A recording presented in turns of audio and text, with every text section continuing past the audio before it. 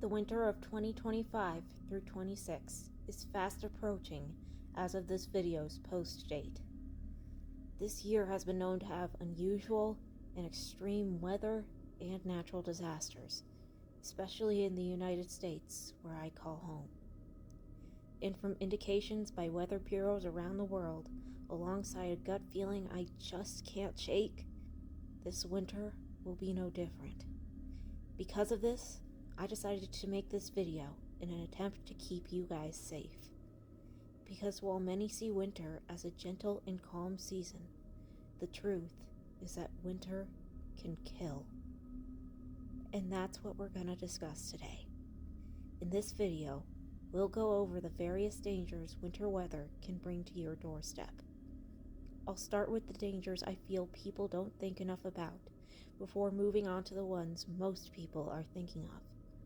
We'll also discuss things you can do to prepare for these dangers, how to handle them effectively, and what to do if you or someone you know are stuck in these situations. While a lot of what I'll discuss will be disturbing, the best weapon I've found against that fear is knowledge. This video is meant to educate, not to terrify. Most of what I'll discuss is the most dangerous during severe events, which either the news or emergency alert system will warn of, and is not meant to make you paranoid of the winter season. But when things are calm and you have the right knowledge, winter is an amazing experience you shouldn't miss out on. We wouldn't have amazing memories of snow days, sledding down large hills, snowball fights, or building a snowman if we didn't enjoy this season. This video will mostly be directed at the northeast sector of the United States. This area includes the Midwest, the Great Lakes region, and New England. This is because most severe winter weather is known to strike this area. I won't go into the details because talking about the finer details of pressure systems and how this weather happens is the most effective sleeping spell I know. But long story short, this area is where the worst of U.S. winter weather and temperatures most often strike. The East Coast is also regularly hit by nor'easters, which are the same type of storms as hurricanes and typhoons, which we all know the power of already. This amazing video by Swaggle Studios goes into nor'easters more in depth, as well as a plethora of other winter storms that have affected this country. Meanwhile, this other video by Weatherbox Studios goes into the details of why this happens.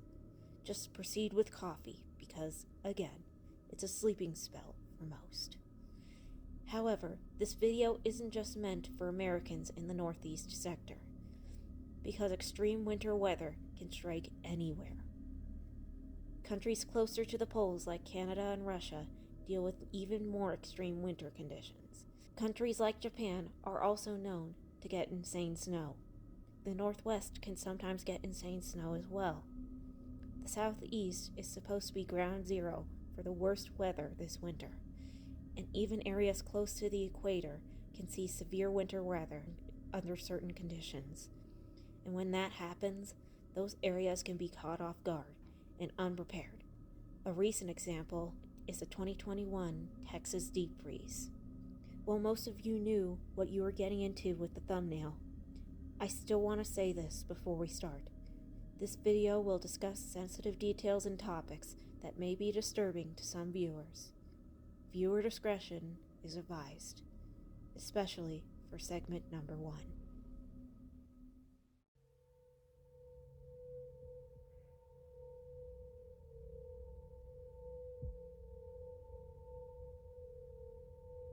What do you think of when you hear the words winter and danger together? Maybe a blizzard, maybe getting trapped by bad weather. Regardless of what you answered, the ambient cold temperatures of the air around you likely wasn't your first thought. However, even when a storm isn't present, extreme cold can be just as, if not more deadly, than winter's more talked about dangers. And in my opinion, exposure to these temperatures is easily the most terrifying way to die that I will talk about in this video. While colder weather is what winter is most well known for, things get particularly dangerous during what I'll call a polar vortex event, also sometimes called an Arctic blast.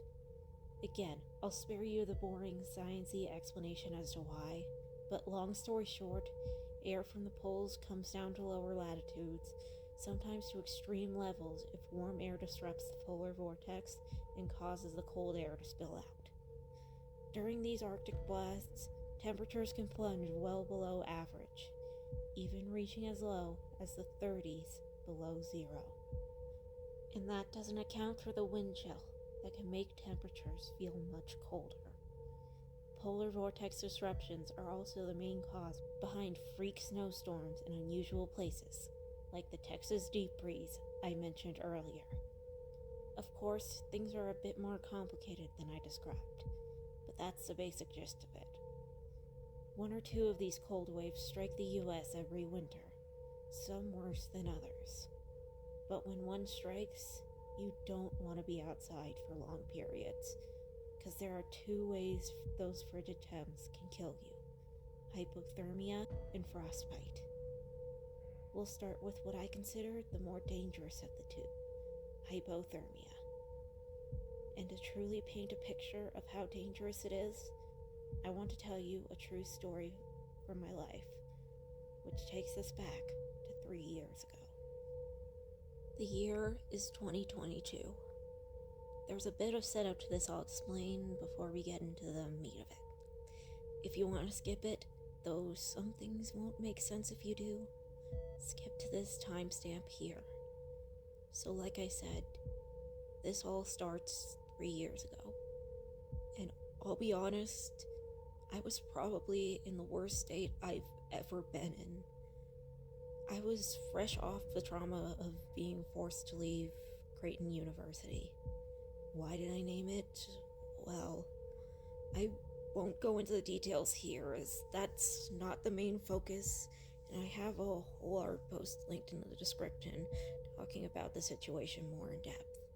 But let's just say that place was as twisted and traumatic as you could get, and that was my safety net. That was the place I was counting on to help me get on my feet after getting away from my abusive mom and stepdad, who were toxic enough on their own that it almost killed my older sister. That was the place I gave my all to get into, but was sabotaged from the start for reasons I still can't understand. I think that speaks for itself. Seriously, if you're a minority, have a disability, or something like autism like I do, or if you're anything that isn't a white neurotypical Christian, don't apply there. You might regret it. Anyways, things didn't exactly improve when I landed at my dad's after the fact, since abuse made my mom's place off limits. In fact, despite me considering it a safe haven for my mom's once upon a time, that was easily the worst living conditions of all. It was very similar to the situation with my mom and stepdad. The step-parent was as abusive as you could get, while the biological one enabled it. While my dad wasn't nearly as bad as my mom, and he's still one of the few family members I trust, my stepmom was easily 10 times worse, even getting to the point of poisoning things like my coffee. And unlike my mom and stepdad, her hatred of my autism and every other thing about me was made explicitly clear. The fact that they were both the type of people to say they couldn't afford therapy for me, but could afford lavish vacations and things for the other kids that were easily more expensive, definitely didn't help. It actually got so bad that I had to essentially go nocturnal just to escape the mayhem. Doing this destroyed me due to my stepmom forcing me to lock away from the only family members I did care for there. I still struggle to get my sleep schedule back on track to this day. On top of that, My phone was destroyed shortly before I was forced to leave Creighton, so I lost contact with all my old friends and couldn't make new ones no matter how hard I tried. The only true support I had was my older sister, and she lived a whole state away. So essentially, I was trapped in a toxic environment with 2 other back-to-back traumas that already broke me enough on their own. 3 non-stop environments. All of them places I couldn't be myself, all of which were telling me I wasn't wanted or cared for due to something I had no control over. No friends, next to no immediate support, forced to isolate, no reason to believe I could make it out. And despite attempts, my cries for help were never listened to by family and authorities alike my entire life. This all made my mental health a ticking time bomb. It even led to me impulsively drinking so much at my sister's Halloween party to numb the pain that I got pretty badly poisoned and nearly died. Reminds me of my brief addiction at 16 when I was introduced. I never made it a point to hide my past. I'm being as transparent as possible with you guys. Anyways, I never want to end up like that again. Psychosis symptoms were also already showing up that would only get worse with time until I was put on Zoloft about 2 months ago, as of the time of me posting this. And in December of that year, the ticking time bomb that was my head finally exploded. Longtime viewers know this, but I realized over the years I have a much stronger gut feeling and senses than most. It could be my autism making me more sensitive to energy waves, or me getting the living barometer gene from my mom's side, or just PTSD-induced hypervigilance for the senses part. But my stronger gut feeling, it's led me to things I still can't fully explain. There are plenty of stories of someone's gut instinct telling them things about a person or place they never would have known otherwise. Heck, I had quite a few involving Creighton and its staff before attending. Wish I would have listened. But my gut feelings, I know it's different. It's stronger. It has a pull, and the visions it's put in my head has predicted details and events I'd have no way of knowing, right down to location and time sometimes. And it's only gotten stronger with time. It's still more vague with more widespread important things, though. While I'm a secular humanist, which is a fancy way of saying I listen to logic and reason over superstition, you just have to take something at its word when it happens again and again. Why do I bring this up? Well, give me the benefit of the doubt for a moment, because even looking back on all this years later, I struggle to believe it myself. Midway through my quarter at Creighton, when things were really going downhill, there was a shift. This odd shift in feeling wasn't something I questioned at the time, but there was also a shift in how it acted as a whole. It got far more accurate over the next few months. When Creighton forced me to leave, it crushed me and had me convinced my family was cursed due to the sheer level of toxicity and bad luck I felt never seemed to give me a break. And oh so conveniently, when I begged for something to give me answers in the night, even through a dream, just that confirmed my suspicions, and a dream more vivid than anything before or since. At least I thought was something confirming, but we'll get back to that. From there, everything went haywire. Every gut feeling and move sent me deeper into paranoia, trying to lift a curse that I, in hindsight, had no real way to confirm. It led me to scarily accurate things as simple as some wildlife I wouldn't normally see, to as messed up as seeing a suitcase with a dead kid's body floating through the creek in my head. only to find a dead baby bunny floating through the nearby creek in that exact spot when I got there. I may or may not have cried a little as I put the dead bunny in some nearby shrubs. It deserved to rest in peace, and it couldn't do that in the stream it drowned in.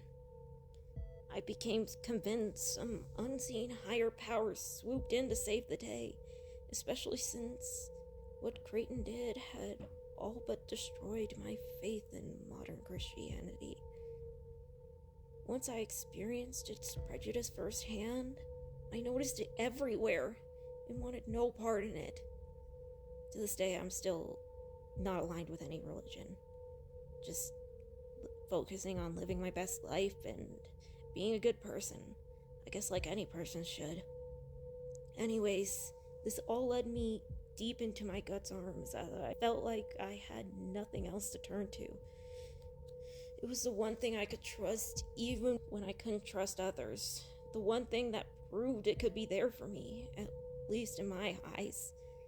This, combined with my mental state, meant it was only a matter of time before something gave in the worst way. That recipe for disaster was set in motion the moment the big Arctic blast of that year rolled in. It was around mid to late December when it happened.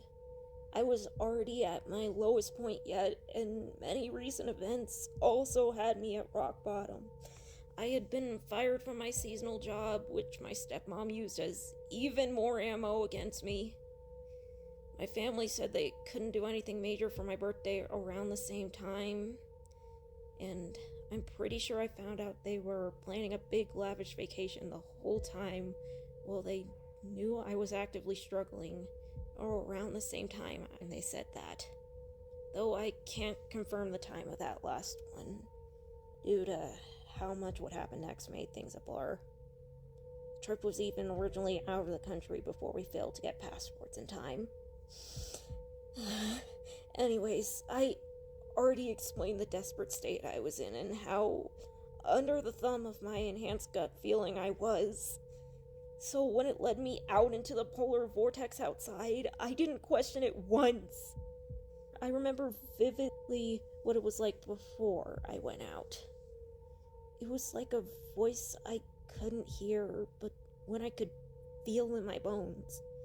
It told me to follow it, promising it could lead me to something that lift the curse I believed in and solve all the problems I was facing.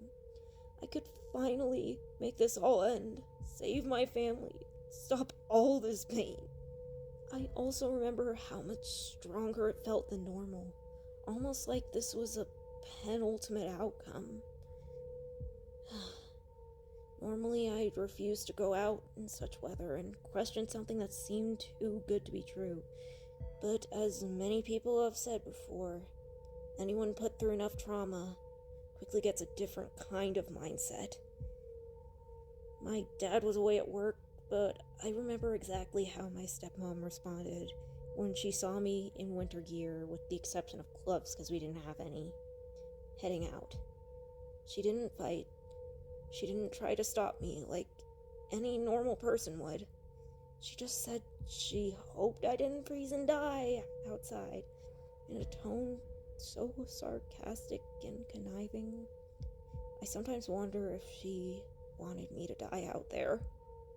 Honestly, I wouldn't be surprised.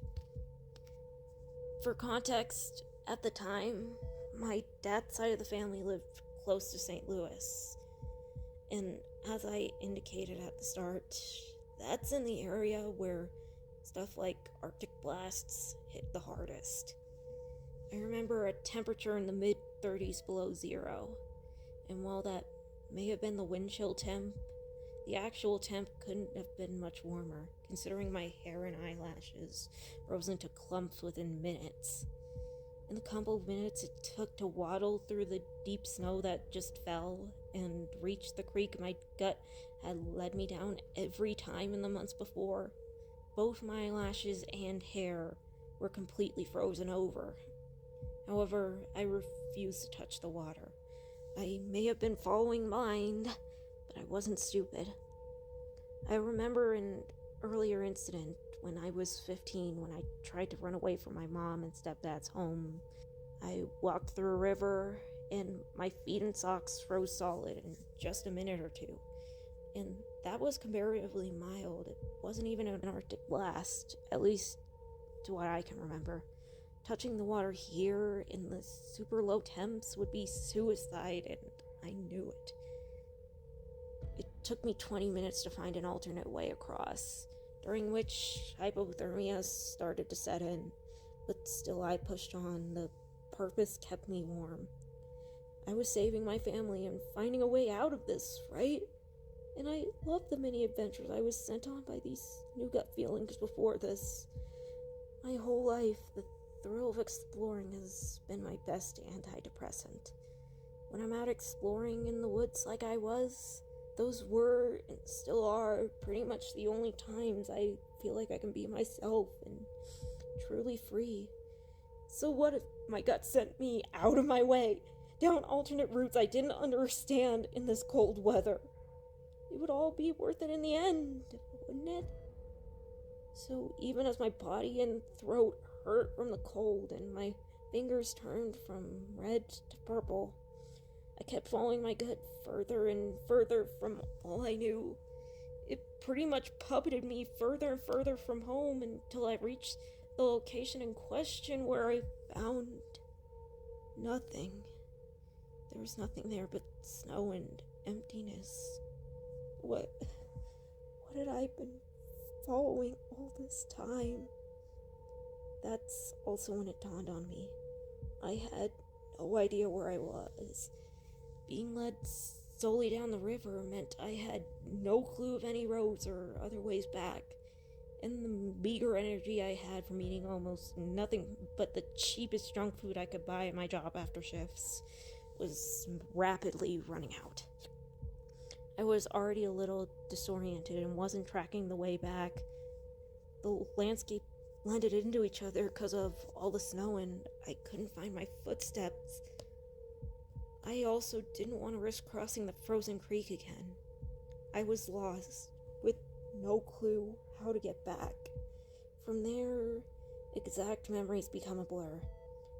But all I remember was how I felt, both inside and out. I vaguely remember the brief panic I felt when I realized I was lost and I may have made a mistake, stumbling down any random road I could find with no luck. I remember how much my heart pounded in my head. I remember how painful the cold air was for my throat and lungs. Eventually I had to gasp just to get any air. I remember eventually losing all memory or sense of direction. Well, at least whatever was left. And just stumbling through the empty streets in a daze. I remember how much my fingers hurt when out of my pockets before they went numb and turned blue. I remember how it felt to lose all energy and walk on autopilot. I remember my limbs slowly becoming stiff. I remember how bright the snow got. It hurt my eyes. Eventually, I was barely able to move. I remember how much everything hurt before it all went numb. I remember how I eventually stopped shivering.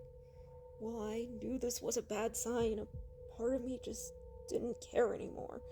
Nothing seemed to matter anymore. The salt in my tears was the only thing keeping them from freezing on my cheeks, at least for a while. A part of me wanted to scream or cry for help, a small part of me, but nothing coherent came out, and that was when I could get sound out of my throat at all. And even then, I still blindly followed what my gut was doing. It was almost like cosmic bliss looking back, and that scares me. I was still mostly convinced I was doing the right thing or dying in the process. Eventually, I struggled to move forward at all. Did I really want to make it back? Was that house really a better outcome? Was it really the warmer place? Didn't I want all this pain to end? Maybe this was a happy ending. Most of me didn't care about making it home anymore after a while. Only rest. I just wanted to lay down and sleep. I wanted to collapse and close my eyes to whatever lullaby the cold and my gut seemed to sing. Everything tingled as I lost feeling and most ability to move. But some part of me still pushed my legs forward. Maybe it was that small part of me that wanted to survive despite everything. And somehow I found something I recognized as a way home and was able to navigate back, though it's still a blur what roads I took. I remember it took hours of blankets and hot drinks to warm me up, and my memory didn't return until much later. Well, the ability to remember. I lost track of how long I was out in the cold, but I found out it was one bordering on 2 hours when I got back and could check the time. But I know if I had taken a bit longer to find the way back, I likely wouldn't have made it. I would have collapsed whether I wanted to or not. Then I would have fallen asleep and likely never woke up. I'm lucky the weather was just cloudy and not blowing snow at the time. Otherwise, I definitely wouldn't have made it out alive. And the worst part, I would have been completely happy if I didn't make it. I was still deep in the mindset that my family was cursed and that my new gut feeling was a higher being that meant no harm. In fact, in an old post right after, I distinctly described the incident as the first time in a while I had ever felt so alive. I even got cocky about surviving it, though only for a few months. It's only when looking back at it all in hindsight, years later, that I realized just how horrifying the whole incident and its build-up was. My gut still tried to lead me out into the cold multiple times after that, but how unpleasant the experience was had left an impact. It was the first wake-up call that I shouldn't follow my gut everywhere and that things weren't what they seemed. Eventually, after a while of rejecting the dangerous gut feelings, the new feeling and behavior was gone, replaced by the one I always knew. Nothing changed at home. It was like the whole incident never happened. It was like I was invisible. While I could sense something underground in the spot I was led to, it was most likely just the pipes and wires for the nearby lake's fountain. There was what seemed to be a water treatment shed nearby, and like I mentioned earlier, I'm a lot more sensitive to energy waves and vibrations than most people, which is something said pipes and wires would likely give off. Eventually, a really bad incident forced me to get out of that house for good. Thank fuck. And I never had that same feeling again. To this day, I still panic when I'm in cold temperatures outside, especially those related to polar vortexes. No matter how much exposure therapy I try to do, it stays the same. I don't think I've ever been more horrified looking back on an event in my entire life, at least one I was a victim of. This was easily the closest I ever came to dying. Being away from that environment a while has allowed me to see things for what they really were. The curse was just a wild goose chase. My broken mind was trapped in psychosis, and the delusions it brought took over my entire body, leading to me bending over backwards to break a curse that didn't exist. Sometimes you just have bad luck. Sometimes you're just born to the wrong people. I've since moved on past the trauma, both at my mom's and Creighton. I'm a firm believer that there's something good to be gleaned from every situation, even if the only good thing is that you got out. As traumatic as both were, they also taught me important lessons I can use to avoid situations like that in the future. Creighton wasn't the right school or career path for me. And on top of that, I went in way too soon after what happened at Mom's. I recognize that now. The way Creighton treated me is still messed up, don't get me wrong. But it also made me a lot more understanding of others' struggles, making me a better person overall. And hey, if all that shit didn't happen, I likely wouldn't have found my calling in costume design or posting videos like I do now. So I'd say it was a net positive long term. I do still want to bring what Creighton's done to light, because I don't want it happening to others again. But my time's not worth holding a grudge. Sometimes the best justice you can get is just living your best life afterwards and telling them, hey, what you did to me doesn't define me like you wanted. This all could be the altruistic pacifist side of me talking, though. As for the stuff with my dad and stepmom, well, I still have a good relationship with my dad. Like I said, he wasn't nearly as bad as pretty much everyone else. I haven't been on speaking terms with my stepmom since moving out, and I likely won't be for a long time. All of this is an unfortunate footnote, but they're footnotes that gave me knowledge I was better off having.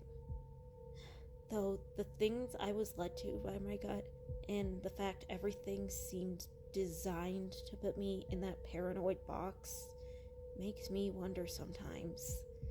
I may never know the truth, and maybe that's for the best, because the end result was unmistakable. And on a similar note, if you or someone you know is suffering from this bad living situation, here are numbers for domestic violence hotlines, as well as child protective services and adult protective services, the third of which I only learned about recently. I'm sure you're all wondering why I brought that story up in a sciencey video about the weather. Well, as some of you may have guessed, I was suffering from moderate to severe hypothermia in that story. I felt said story was the best way to show how quick and devastating of a killer it can be. Like I said at the start of that story, I had strong winter gear on everywhere but my hands and face, and I was also constantly on the move. The fact that I still succumbed to hypothermia so quickly in spite of that just goes to show how dangerous a situation extreme cold snaps like that are. Freezing to death is a way more terrifying way to go than you'd think. While the effects of heat get all the attention, the effects of extreme cold can be just as big a deal. It's kind of like how people flinch at the effects of acids, but not bases. Hypothermia is where your body's losing heat faster than it can make it, making your body temp drop to dangerous levels. I looked up a bunch of charts on the stages of hypothermia and put everything into stages the best I could. Because it's a lot to unpack, we'll go over one stage at a time. We'll talk about survival tips for this at the end of this first segment, with the ones for everything else. First is what I'll call the prodromal stage. A lot of the things we associate with being in winter weather show up here. Shivering, pale discoloration, vague aching, and numbness in places like fingers present themselves in this stage. People will also start to feel the cold air in both their throat and nose, notably causing the latter to redden and run early on. However, people in this stage are still aware and able to remedy the situation easily. People go through this multiple times a year and almost always resolve it without issue. After that is the stage where things start to get serious, the psychotic stage. Symptoms of the previous stage rapidly intensify and spread, with the exception of one. In this stage, shivering will lessen and eventually cease. It's here where hypothermia first affects the mind and body in big ways. Amnesia, brain fog, irregular heartbeat, difficulty breathing, and stiff muscles gradually develop in this stage. Coordination, motor control, reflexes, and consciousness rapidly decline, making the victim appear intoxicated. The victim's lips turn blue and their pupils dilate, increasing their sensitivity to light. Extremities such as the fingers rapidly discolor from red to purple to a bluish black. Hallucinations are also common in this stage, though notably they do not happen with every victim. People in this stage often reject any notion that something's wrong, acting apathetic and irrational. Their speech also becomes slurred and incoherent, escalating to the point where noise of any kind exerts them. While initially their bodies are in pain, eventually almost every part of the body goes numb. Their energy rapidly drains as the cold takes their ability to move. Paradoxically, victims are also known to undress or remove any winter gear they have on in this stage, though much like hallucinations, this isn't the case for every victim. Keep in mind, symptoms of this stage don't appear all at once, gradually developing and worsening the longer someone's out in the cold. This stage also takes up the bulk of hypothermia. And without intervention, the victim will collapse, whether by voluntary action or not.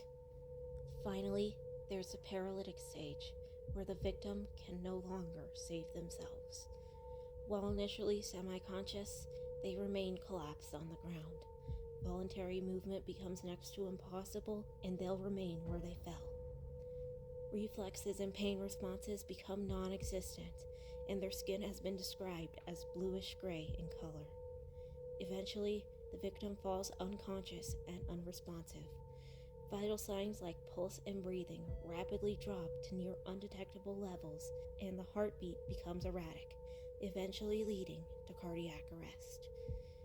Passers-by could be forgiven for mistaking the victim as dead, and indeed, without intervention, the victim will fall into a coma or die. If you encounter someone with paralytic hypothermia, move them quickly but gently to the nearest warm location. Administer CPR if properly trained, and call emergency services as soon as possible. While hypothermia is the less talked about danger of the cold, frostbite is a well-known terror for many. This is a condition where the skin and tissue underneath freezes. This primarily affects small body parts exposed to extreme cold, like the fingers, toes, nose, and ears. However, it can affect any part of the body, whether it's exposed or not.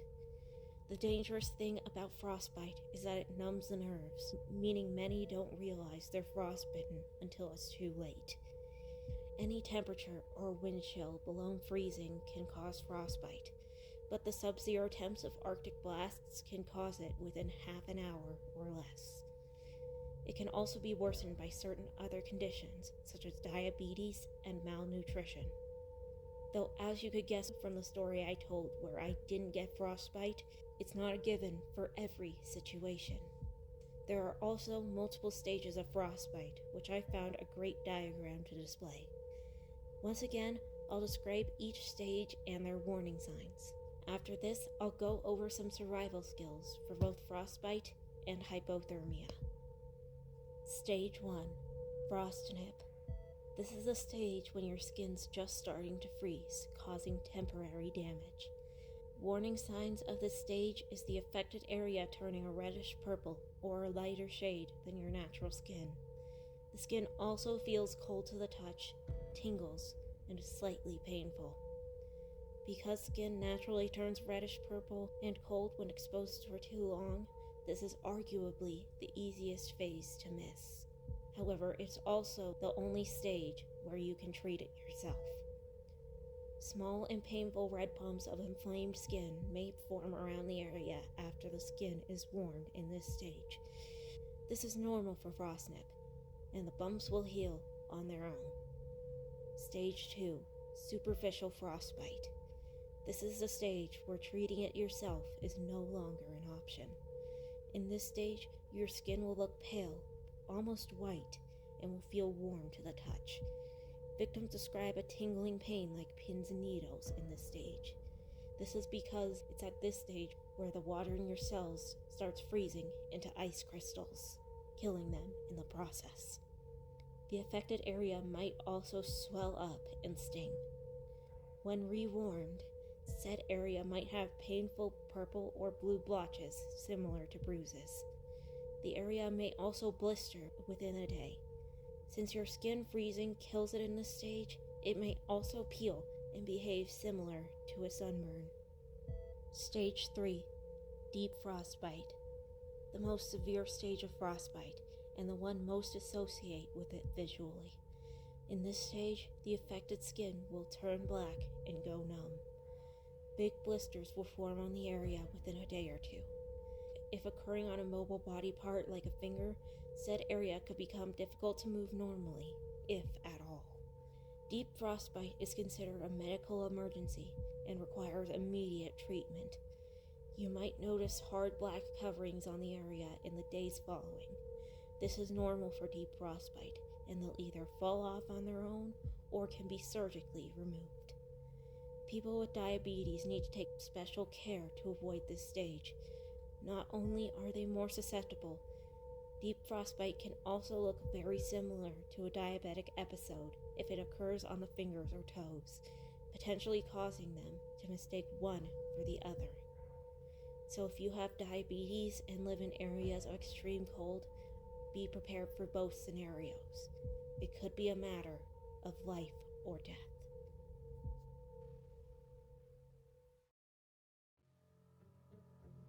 So we've talked about both of the main ways extreme cold, which I think not nearly enough people take into account, will kill you. But how do you keep yourself or others from becoming a statistic? Well, the first two are pretty obvious. First, don't go walking into sub-zero temps for long periods.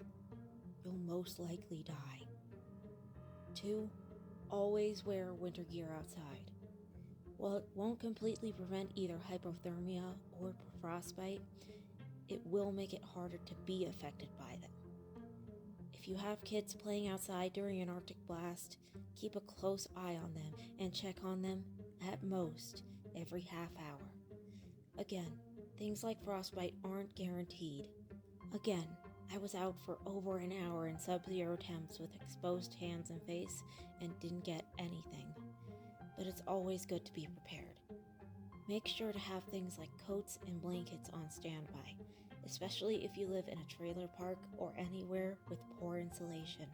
While not an issue for most homes, places like those that don't keep as much warmth in can easily lead to hypothermia indoors if you're not careful. It's also important to check the weather to see if frigid temperatures impact your area.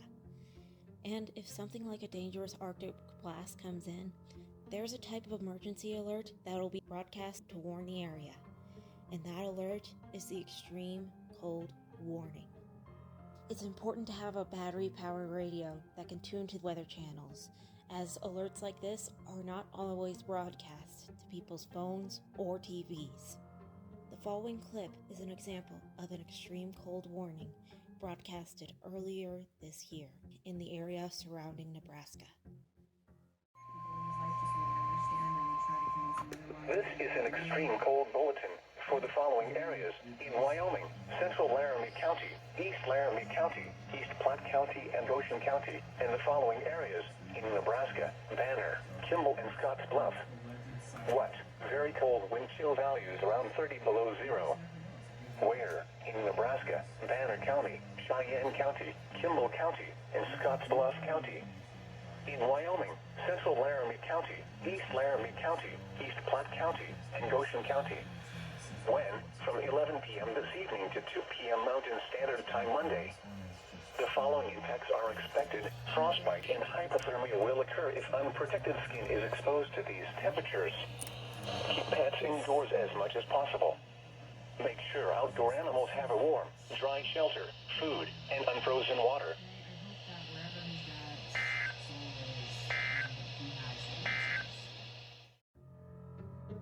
But no matter what we do, sometimes life happens, and you could either find yourself trapped in the cold or come across someone who is. So in those rare cases, here are tips for how to handle hypothermia. The first step is to recognize the signs I just explained to you and react as quickly as possible. Listen to your body. If it tells you it's had enough of the cold, listen. If you notice your mind's getting fuzzy or parts of you are getting numb, or it becomes harder to walk straight, get to the nearest warmth fast. Constant movement can also keep your body temp up if you can't find warmth right away. One of the most important rules for avoiding hypothermia is to keep your clothes dry and change if possible if yours starts to get too wet. If you're somewhere like a rural area or the wilderness where you can't find a warm location nearby, keeping dry becomes even more important. In this situation, it's also important to either avoid the wind or find a way to block it. Like I said, the wind can make cold temperatures feel way worse than they are. Natural structures like caves, rock overhangs, hollow logs, and evergreen trees with low branches can be natural insulating structures if need be. But if those aren't available, another tip is to create an insulating barrier between you and the ground, both to keep your body heat in and to keep the cold out, kind of like a sleeping bag. You can create a large pile of twigs and leaves to lay inside, which will insulate you in the same way. But if you can't find them, a somewhat counterintuitive option, if the snow is deep enough, is to dig out a snow cave. These caves actually insulate some heat, being 20 to 50 degrees warmer inside, so it'll at the very least give you a warm spot to recover until you can get going again. It's not likely that most of you will wind up in this survival situation, but you never know. But rural or urban, you also want to keep fueled. Carbs and sugars are a good option for some quick energy if you need it, but protein-rich foods are also good options for long-term energy. Having quick snacks rich in these is a good call if you know you'll be out in the cold a long time. Fat-rich foods are also a source of long-term energy, but I'd recommend the proteins since fats take more energy for your body to break down. It's also important to stay hydrated, whether it's with regular water or a hot drink to warm you up. However, you shouldn't bring coffee or anything with caffeine to warm you up, as caffeine will actually dehydrate you. And counterintuitive as it seems, it's important to stop and rest on occasion, even if just for a minute. While I said constant movement can keep you warm, you also shouldn't overdo it, as moving too much for too long will actually freeze you faster. It's still important to keep on the move though, so don't rest for too long. Occasional breaks can also calm you down a little, which is crucial in situations like this. Again, these aren't a cure-all for hypothermia, but these tips at least make it so you can fight it before it's too big to handle. If you find someone suffering from hypothermia, the first immediate step is to get them warm. Get them inside or to the nearest warm shelter and find things to insulate or raise their body heat. Blankets, sweaters, hot drinks without caffeine, all the stops I already listed. They are also stuff you want on hand all the time if the power goes out, but that's an issue for the next segment of this video. But if you're somewhere with no easy access to that kind of stuff, like the wilderness, your own body heat can also warm them up enough to at least get them to safety. You also lose a lot of your body heat through your head, so covering it with something like a hat could help quite a lot. Though for obvious reasons, do not cover the nose and mouth. And again, make sure they're in dry clothing and monitor their condition for any changes, especially in more severe cases. Be prepared to call emergency services if their condition worsens. The same rules apply if you encounter someone with paralytic hypothermia, but you have to call emergency services as soon as possible in that case.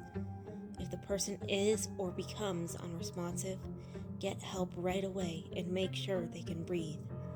If you don't detect any vital signs, perform CPR if trained, or signal to someone who can help if you aren't. Courses to become CPR trained are relatively easy to find, and it's always a skill better to have and not need than need and not have. Never assume the person is dead. Like I said earlier, people with paralytic hypothermia can look dead when they aren't.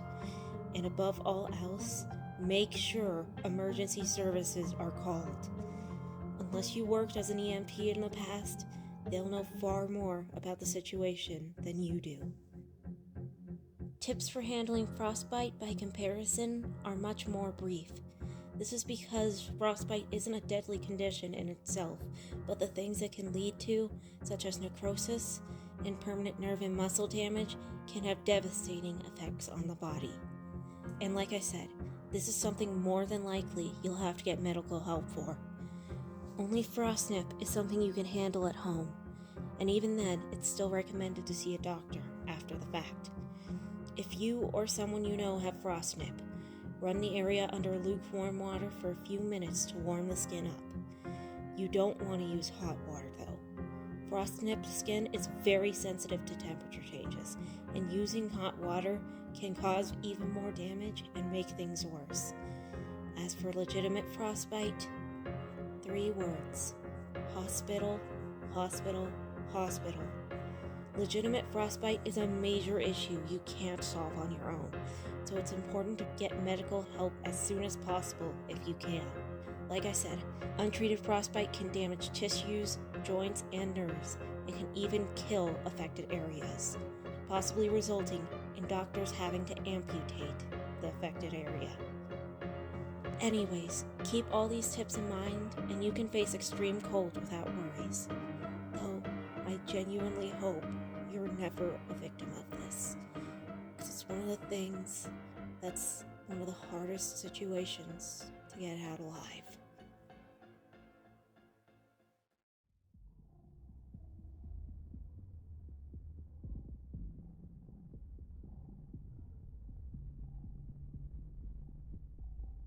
I apologize for the previous segment being so long. Part of it was because there was no way to set up or tell a story I told without it becoming lengthy. But it's also because, like I said, I find ambient cold to be the most terrifying winter danger hardly anyone talks about.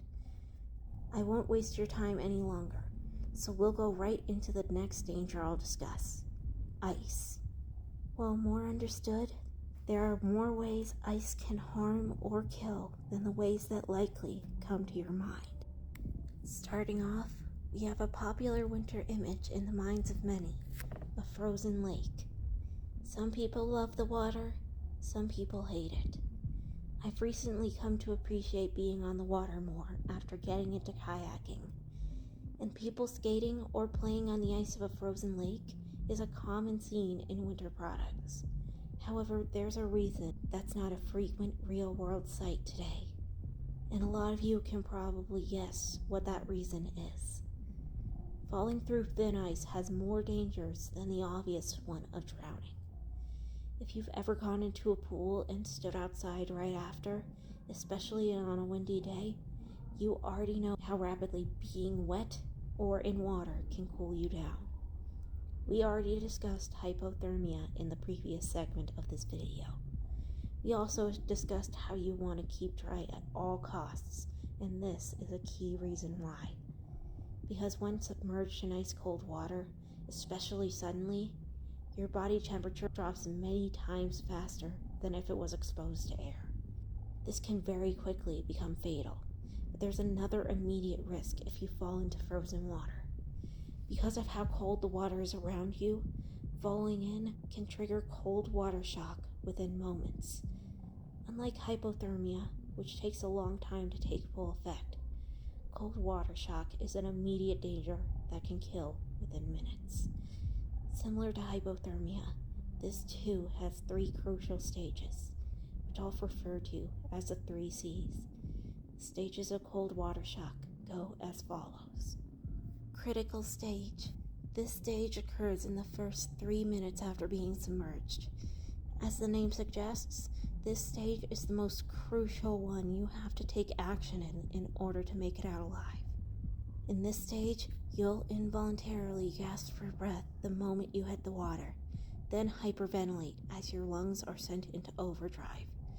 Heart rate and blood pressure also spike, which can be fatal in itself for the elderly, unhealthy, or immunocompromised. This phase can trigger dizziness, lightheadedness, and confusion, making it more difficult to think clearly. This isn't helped by involuntary muscle spasms and cramps that can make it difficult to keep yourself above water. Due to all these symptoms, you likely won't be able to call for help, assuming you can speak at all. Unfortunately, as many of these symptoms and responses are involuntary, it can be especially difficult to regain control. Cyanotic stage. This stage occurs in the first half hour after the critical stage, and it's at this stage where hypothermia starts to set in. Muscle strength and coordination rapidly decline, as does the ability to swim or float. Slurred speech and difficulty communicating appear and rapidly intensify as you become more confused and disoriented by the minute. Many other symptoms of hypothermia I mentioned earlier may also pop up, such as numb extremities, discolored skin, and uncontrollable drowsiness. Though heart rate and breathing decrease in this stage, it is most often not from you calming down. Your body's simply starting to shut off. Death in this stage is a distinct possibility. Collapse stage. This occurs when you've been in cold water longer than half an hour. It's at this stage where your body truly starts to shut down at a rapid rate. This stage is similar to paralytic hypothermia in that its main feature is the victim going unconscious and likely dying. You may also experience seizures, your lungs may fail, and your heart may arrest. In fact, many bodily functions like breathing, heartbeat, and pulse may be weak at best, irregular, or stopped at worst. Similar symptoms or unconsciousness may also occur after or while being removed from the water, a condition called circumrescue collapse. In this stage, you can no longer help yourself, and if help isn't available, you'll most likely drown, or worse. So understandably, cold water shock is a terrifying thing to experience. Not only is it like hypothermia if it attacked full force right away, but it's also the only danger in this video that can naturally strike all year round, as water temps lower than 60 degrees can be enough to cause it. In fact, cold water shock is commonly caused when someone falls overboard off a boat, paddleboard, or kayak, though obviously falling into much colder waters like frozen lakes can claim victims much quicker. Another frozen body that is particularly dangerous to stand on is rivers. Living things aren't different from water in the way that movement can slow freezing, and that makes river ice particularly unstable compared to still bodies like lakes, especially with the current making it even harder to keep your head above water. There are also the dangers of falling over a waterfall, floating objects hitting you if the river's strong enough, or powerful currents and riptides like the ones in the Mississippi River, pulling you under until you drown. These currents and riptides are also things that can strike year-round. A notable deadly example of river ice breaking apart occurred in 1912, when the then-famous Niagara Falls Ice Bridge broke apart with people still on it, tragically claiming the lives of 3 people. Thankfully, with actual bridges and public awareness becoming more common, cold water shock in rivers isn't as big a risk as it used to be. However, it still sometimes happens. But no matter the body of water, cold water shock is an emergency that requires immediate action steps we'll cover in the second safety segment, whether you're the victim or someone close by. Because if the ice isn't strong enough to hold you up, rescue services getting over to help safely is a whole other challenge. However, not every icy danger is something you slip on or something that falls out from under your feet. Other times, the biggest icy danger comes from the sky. This brings us to the next winter danger I want to discuss: ice storms. What is an ice storm? Again, I'll spare you the sciencey explanation. All you need to know is that it's a rainstorm so cold that raindrops freeze into ice on anything they touch. While these aren't a common problem everywhere in the world, they're a big issue in places like Canada and the Midwest, where winter weather often strikes. Going back to the time everyone lived close to St. Louis. While I was fortunate enough to not experience any firsthand, everyone remembers times where even the possibility of an ice storm was enough to cancel school, in some cases, for days. And looking a little deeper, there's a very good reason why. The first danger of ice storms I want to discuss, and the one that caused all the school cancellations, is ice covering the road. When that happens, your car's tires can't hold onto the ground as easily, making it harder to stop or even control the car. While rain can cause similar hydroplaning, it's nothing compared to what thick ice covering can cause. And as many remember from experience or hearing it from others, even thin ice patches can be problematic for drivers, especially black ice that is near invisible on the road. In fact, car accidents are one of the leading causes of death in winter, especially during or after severe storms. We'll discuss tips to keep safe on icy roads and regain control later in the video. And understandably, being outside during an ice storm can very quickly result in hypothermia and even cold water shock.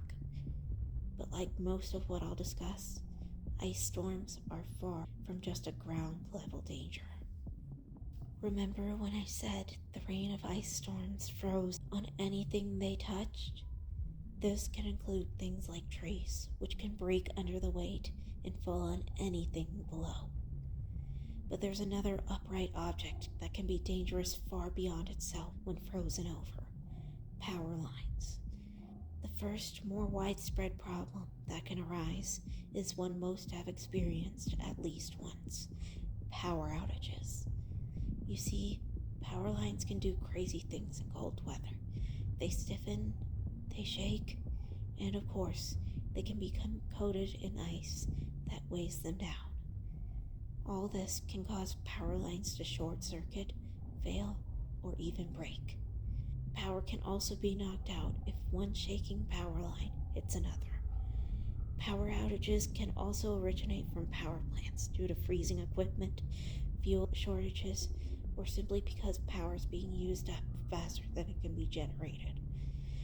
The following clip is an example of an emergency alert that would be broadcast in the event of winter weather causing power failure in an area. This alert was issued in Alberta, Canada during an extreme cold snap in the 50s below zero in January of 2024.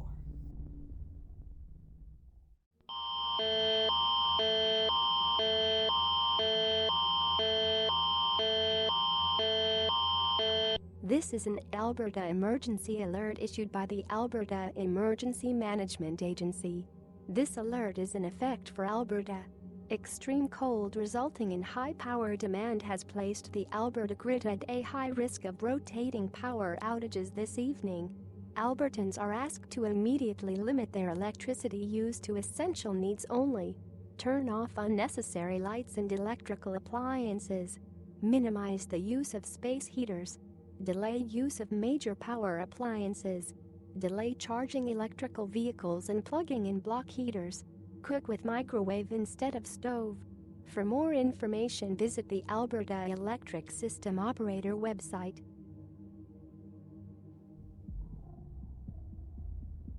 Power can also be knocked out by animals taking shelter in things like transformers, and we will get back to that in the next section.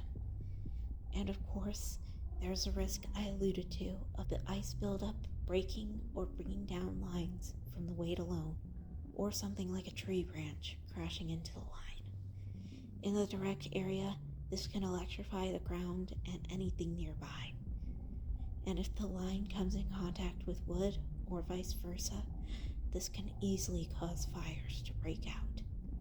While power companies will shut off power lines to a specific area if a line is broken in this way, at least they should, the average person has no way of knowing at first glance. As such, do not approach a down power line if you see one. On a wider scale, the power outage itself can cause major issues in this kind of weather. Think about how much the modern world relies on heating in the winter. How much any area of the world relies on heating in the winter. Think about how much stuff in your home requires power, even when you're not using it. Look at your heater, which keeps the house warm. Look at the appliances you need to make warm food and drinks to get through okay. And if you have someone bedridden in your home connected to machinery, a power outage can easily turn fatal. On a different, related note, look in your fridge. Don't take out any food, just look inside. Look at all the things that require refrigeration 24/7, even more so in your freezer. When the power goes out and shuts everything off, that includes your fridge and freezer. Food is safe from bacterial growth lower than 40 degrees or above 140 degrees Fahrenheit. But foodborne illnesses grow on most fridged and frozen food within 2 hours of it warming or cooling outside this range, meaning it's very easy to get sick if you're not careful. At my first job at my local Chipotle, we had to constantly check the temps of both cold and hot food and take emergency heating or cooling measures in case they went outside a safe range for this very reason. Though as you can guess from the chain's 2010s run, things unfortunately aren't taken as seriously in every location. In fact, a deadly E. coli outbreak spread in early 1993 due to Jack in the Box locations in 4 states not cooking meat above 140 degrees at the time, though this rule has been changed. This amazing video by From Me goes into the situation more in detail, but I'm getting off track. Anyways, while power outages are more of a risk in ice storms, they can occur from enough snow accumulation as well. If above ground, utilities like phone lines can also be knocked out in the same way. And because of how dangerous conditions are in winter weather strong enough to damage these lines, it can take days or even weeks for power to come back online. In fact, one particularly devastating ice storm struck Canada and New England in 1998, knocking out power for weeks and taking 34 lives. To this day, this ice storm is one of the costliest Canadian natural disasters ever recorded. But speaking of freezing infrastructure, there's one more important thing you'll need to watch out for in your home: your water pipes. Because if they freeze over, the ice expanding inside can cause them to rupture. While not fatal in itself, these bursts can cause serious damage to your home. This includes flooding, mold growth, and water damage that can even affect the structure itself. And as you'll see in the third and final segment, winter storms are times when your home will need all the strength it can get.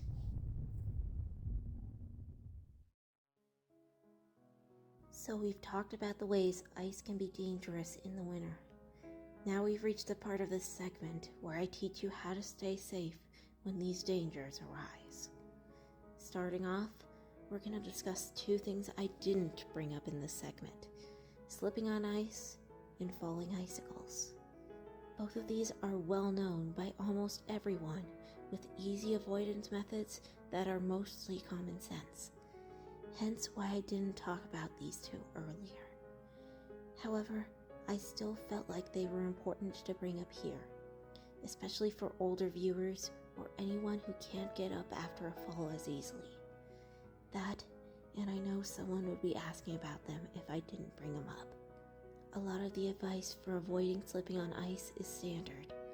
Wear boots outside or any shoes with good traction, like sneakers. Be slow and cautious when crossing ice. Hold on to things like railings nearby if available. Avoid crossing ice if possible. And keep your driveway shoveled to keep snow from warming and refreezing later on. Spoiler alert, you're gonna see that come up again. However, an important step you'll want to remember, no pun intended, is to try and keep your feet flat. Anyone who's tried to run on their tiptoes or in high heels knows how much more vulnerable you are to things going wrong in a misstep when less of your foot's touching the ground. You also want to have your hands free to catch yourself if that's an option.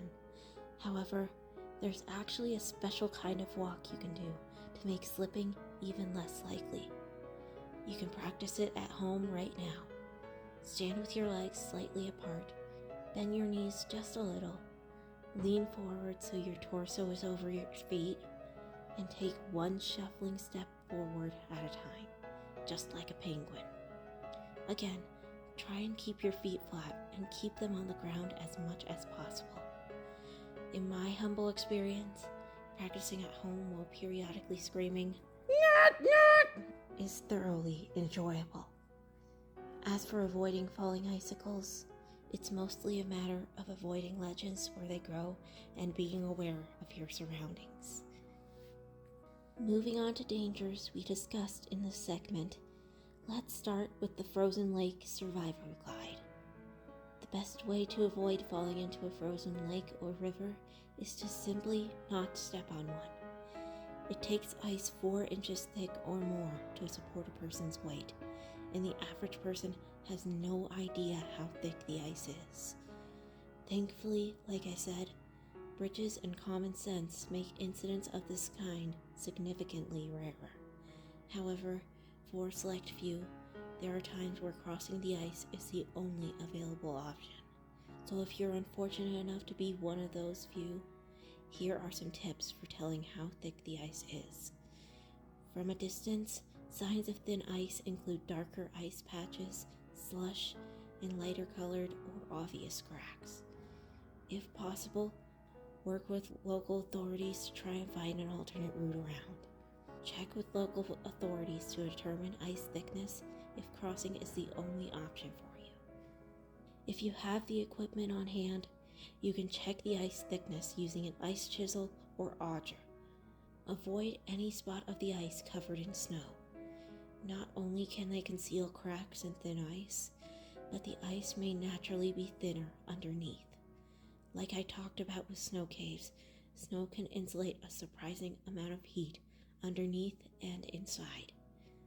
It's part of the reasons why lemmings use deep snow as their home in the winter season. Other spots where ice is generally weaker you'll want to avoid are water currents, river and creek mouths, electrical systems like fountains, and the bases of man-made structures such as docks and bridges. And whether ice is clear or not is important to know before crossing, as whiter ice is generally considered less stable and more dangerous. Remember this rhyme: if it's clear, you're okay, my dear. If it's white, prepare to see the light. If you hear cracking and creaking or see lighter cracks form when standing on the ice, do not continue crossing and find a safe alternate route if possible. But whether or not the ice is safe, you always want to have a life vest on when crossing, as life vests will insulate body heat and make it easier to save yourself if you fall in. Travel with at least one other person if possible, and if with a large group, never cross the ice in a single file line. And obviously, you should have a fully charged phone on hand in case you or someone you know falls in. If you fall in, you're likely going to need to get the phone repaired or replaced either way, even with it in a plastic bag. But that's a sacrifice you'll have to accept. You can replace a phone. You can't replace life. But what if someone actually falls in? Before we talk about what you should do, there's one thing you shouldn't do under any circumstances. Do not step out onto the ice to rescue them. If the ice isn't strong enough to support them, it won't be strong enough to support you. Instead, immediately call emergency services and do your best to help them from the shoreline.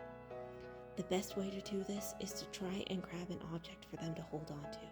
It's recommended to bring long rope with you in any occasion where you know you or your group will be on ice. It's also important that you and your group all know how to tread water, which you can easily learn in the summertime. However, long branches or anything of the sort you can find in the area will work if you don't have rope or anything of the sorts on hand. If you can't find anything that can reach them, don't freak out. Emergency services will handle it.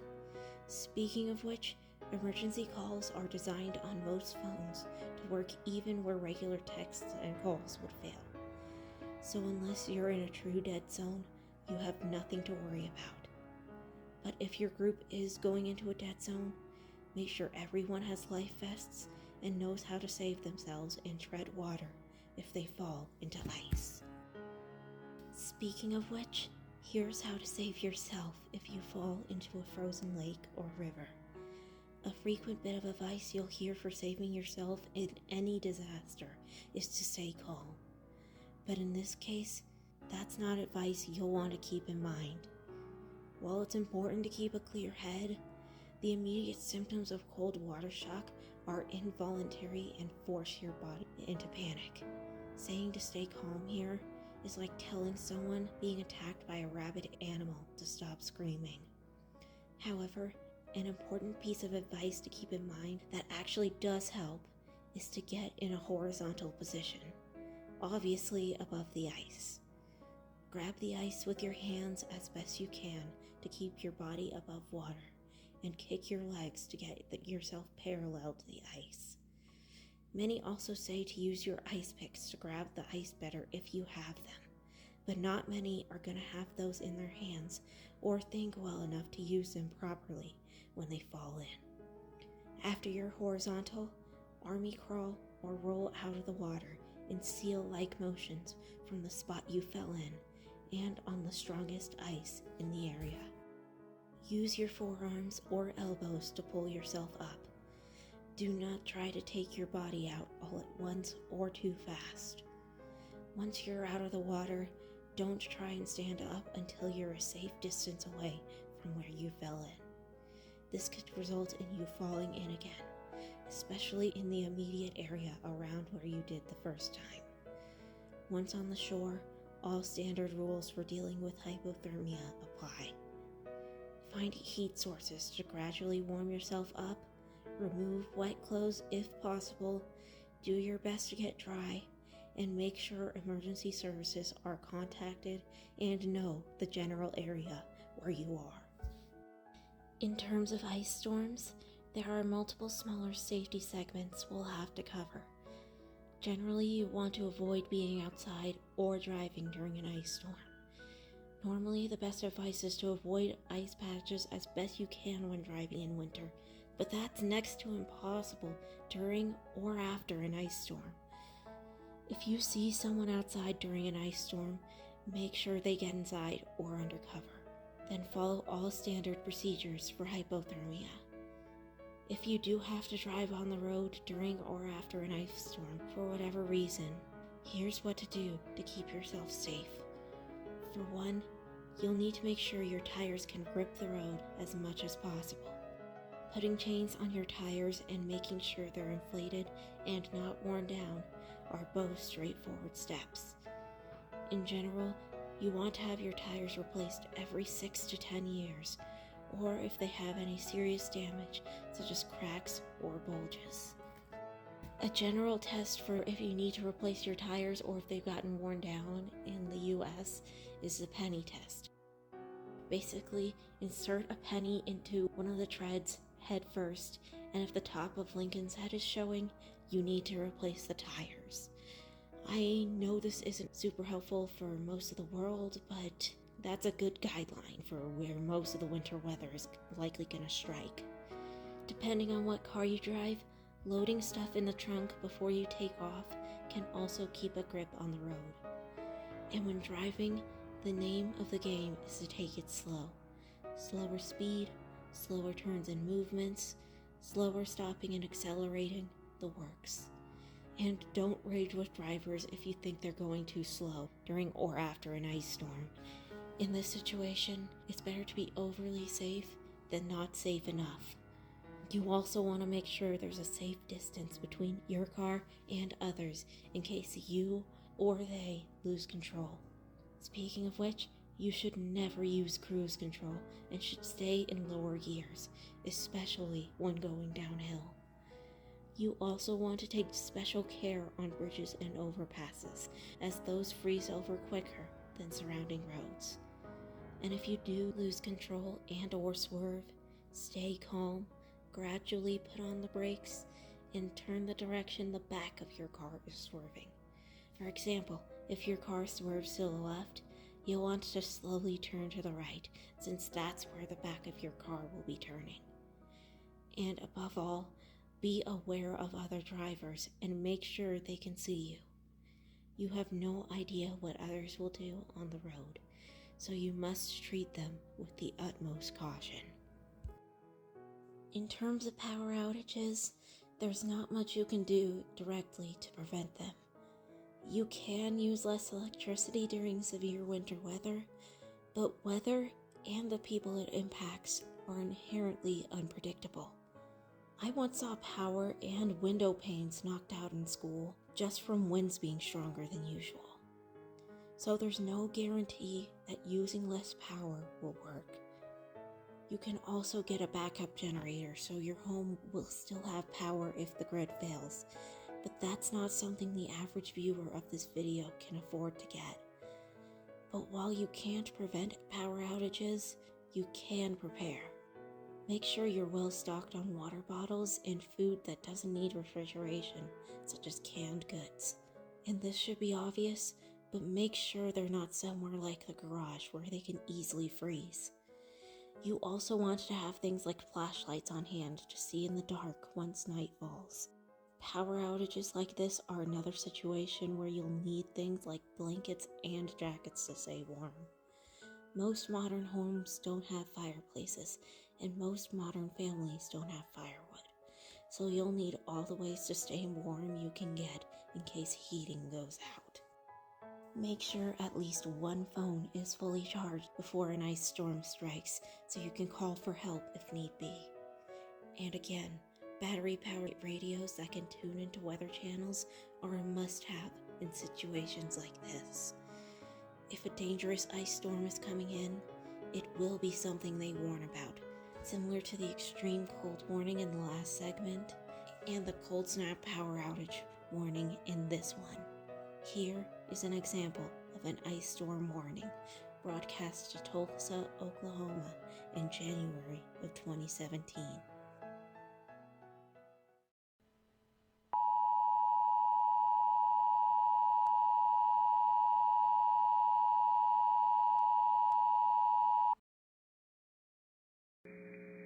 Ice storm warning in effect until 2 p.m. Central Standard Time this afternoon. The National Weather Service in Tulsa has issued an ice storm warning, which is in effect until 2 p.m. Central Standard Time this afternoon. The freezing rain advisory is no longer in effect. Affected area, the Interstate 44 corridor in northeast Oklahoma. Timing, ongoing this morning. Temperatures are expected to warm above freezing by early afternoon and will end the risk for additional icing. Ice accumulations. Additional ice accumulations of up to a quarter inch are possible. Main impact. Ice accumulations will begin on elevated surfaces, including trees and power lines. Some ice accumulation will be possible on bridges and overpasses, resulting in hazardous travel conditions. Significant ice accumulation on trees and power lines may cause sporadic power outages across the area. Bridges and overpasses in the warning area will likely become slick and hazardous. An ice storm warning means severe winter weather conditions are expected or occurring. Repeating, the ice storm warning has been extended until 2 p.m. Central Standard Time and expanded to include the following counties in Oklahoma: Creek, Ottawa, Rogers, and Tulsa.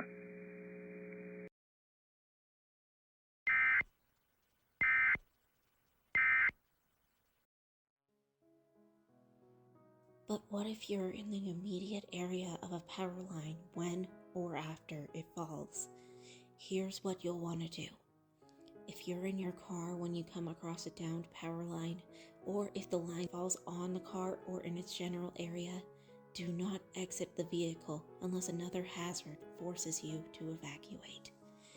There have been cases where cars have been struck by lightning and the people inside were physically okay, so you're safer to remain inside your car until emergency services can cut the power to the line. If you're able to, get a safe distance away and call emergency services, whether you can drive your car or not. You don't want to go too far from the scene though, as leaving the scene of an event like that is breaking the law. If you're trapped in an area with downed power lines, either in your vehicle or outside, let emergency services know. They will make their best effort to help as soon as possible if they know a life is at risk.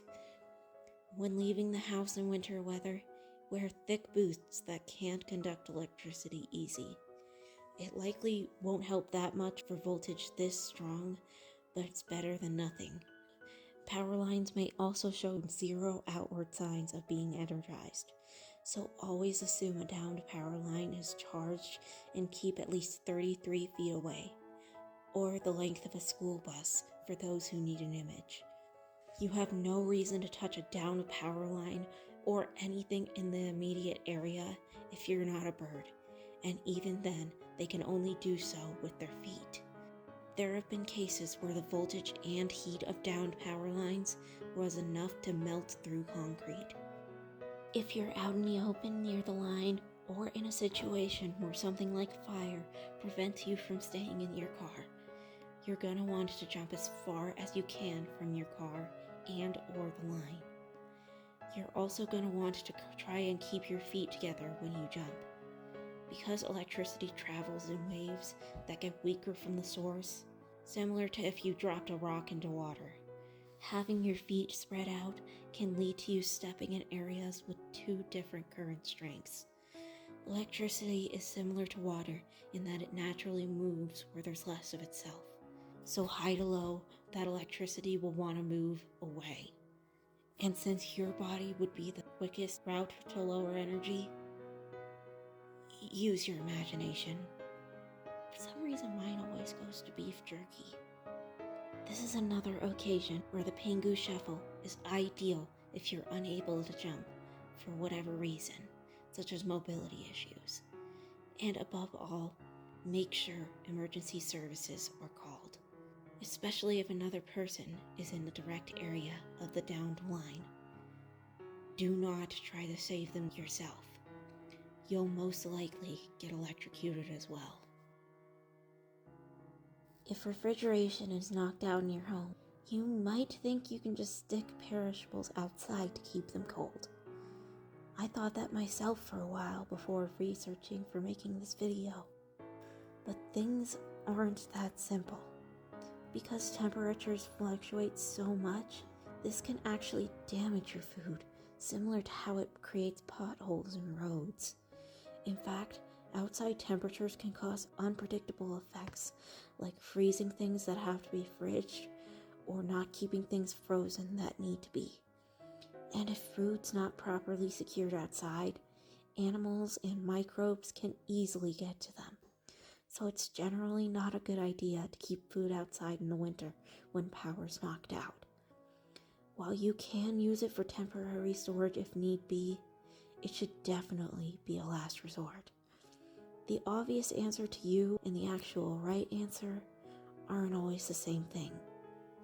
But if you know bad winter weather that can knock out power is coming in, you can prepare. Keeping frozen food stacked together can make it lose heat slower.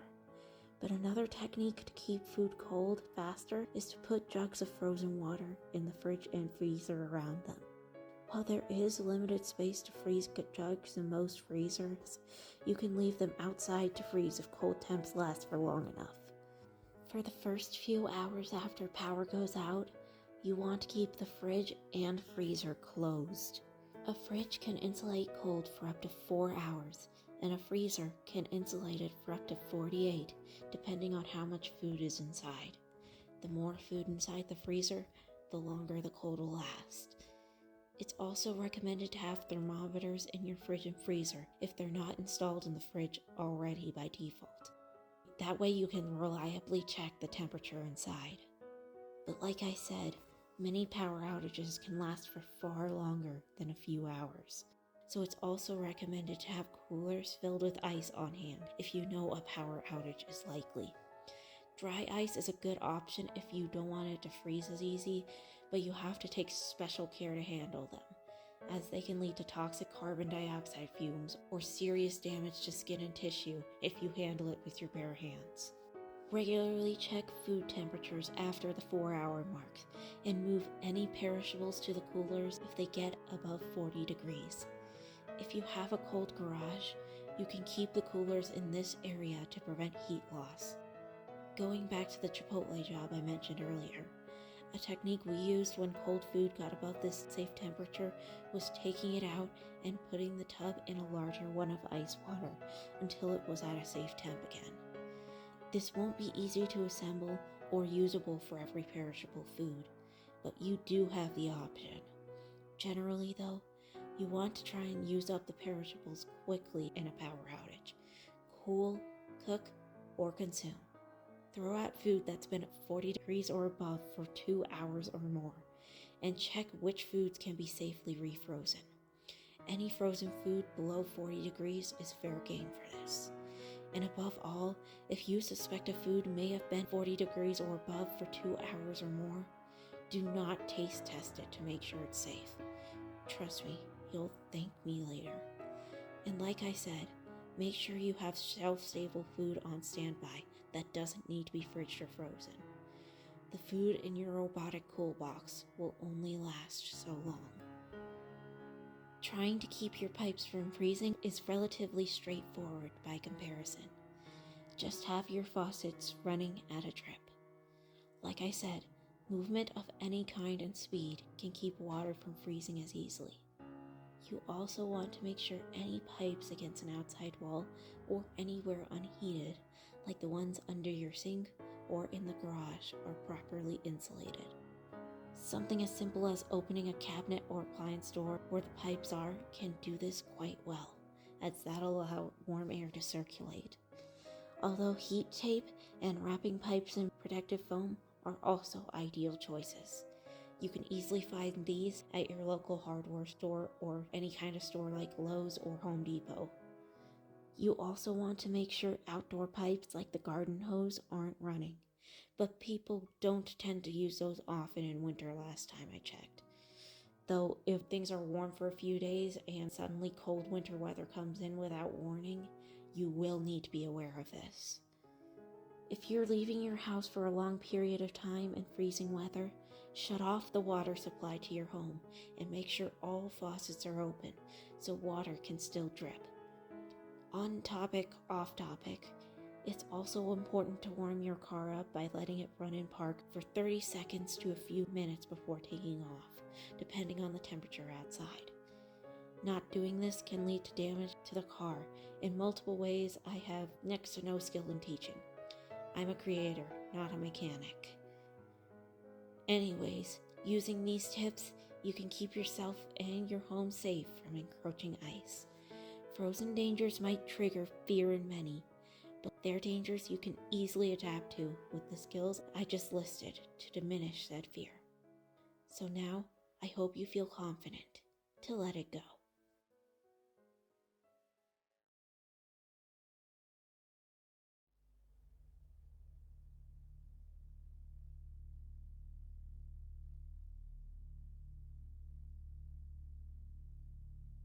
Finally, we have the danger most of you were likely expecting from the start: snow. It's hard to picture winter in your mind without snow showing up, as snowfall is to winter what cat videos were to the early internet, or what bad decisions are to the modern internet. It's hard to picture a more beautiful sight in the coldest months, but that beauty can be deadly in the right circumstances. While it's hard to picture a single snowflake causing problems, unless you're allergic to water, much like a locust swarm, it's not the individuals that can do damage, but the sheer numbers. There's one thing that comes to everyone's minds when I say dangerous snowfall: a blizzard. Even for those living in tropical areas, These storms need no introduction. When they strike, they can trap people inside wherever they were at the time. They can make driving next to impossible, and they can shut down cities for days or even weeks at their worst. Since most of you are aware of the damages blizzard snow can cause in high quantities, I'm mostly going to focus on blizzard dangers that likely don't come to your mind immediately. However, I am going to show you the alert you'll hear when a blizzard is about to strike. Fair warning, this third segment is going to have quite a few of these alerts shown compared to the other two segments. And this broadcast from December 2012 is what a blizzard warning would look like.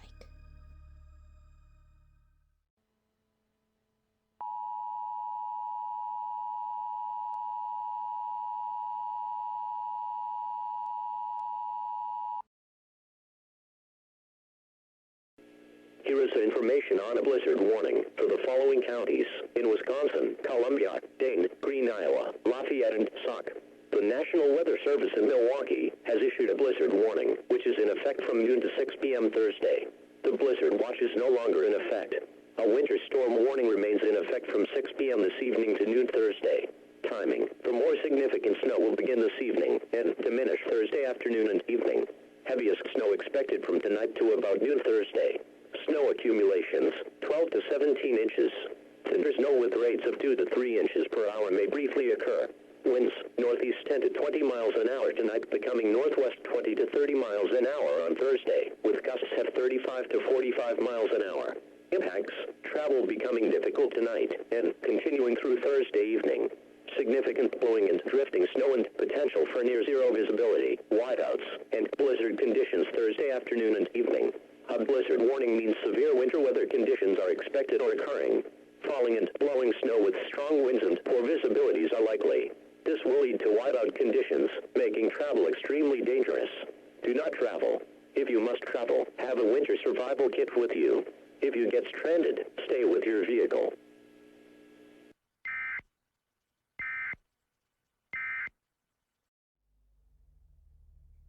After that alert, you might be wondering what the difference is between a winter storm and a blizzard.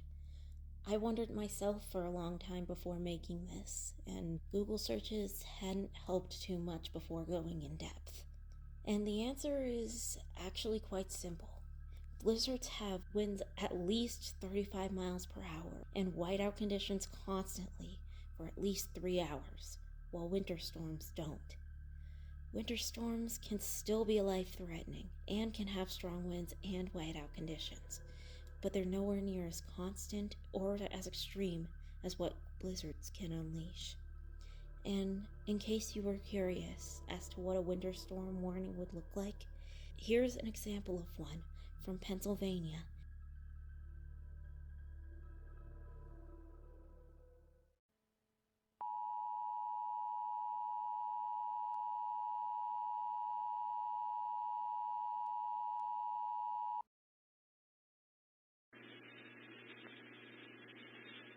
The following is a winter storm warning from the National Weather Service for the following counties in New Jersey: Camden, Gloucester, Hunterdon, Mercer, northwestern Burlington, Salem and southeastern Burlington, and the following counties in Pennsylvania: Delaware, eastern Montgomery, Lower Bucks, Philadelphia, Upper Bucks, and western Montgomery. Winter storm warning in effect from noon Monday to 6 p.m. Tuesday. The National Weather Service in Mount Holly has issued a winter storm warning for heavy snow, which is in effect from noon Monday to 6 p.m. Tuesday. The winter storm watch is no longer in effect. Hazard types: heavy snow with blowing and drifting. Snow accumulations, 14 to 24 inches. Timing: snow develops between midnight tonight and 5 a.m. Monday, then it continues through the day. The snow is expected to become heavy at times late Monday afternoon through Tuesday morning, when snowfall rates of a couple of inches per hour can occur at times, then taper off during Tuesday afternoon. Impacts: some impact on the Monday morning commute, then significant and widespread impacts thereafter. Areas of blowing and drifting snow will add to the hazardous conditions. Winds, northeast 10 to 15 miles per hour with gusts to 20 miles per hour Monday, then becoming north 15 to 25 miles per hour with gusts to 30 miles per hour Monday night into Tuesday. Temperatures ranging from the mid-20s to lower 30s Monday, then dropping into the lower to mid-20s Monday night into Tuesday. Visibilities as low as 1/4 mile at times. A winter storm warning means significant amounts of snow is expected, and strong winds are possible. This will make travel very hazardous or impossible at times.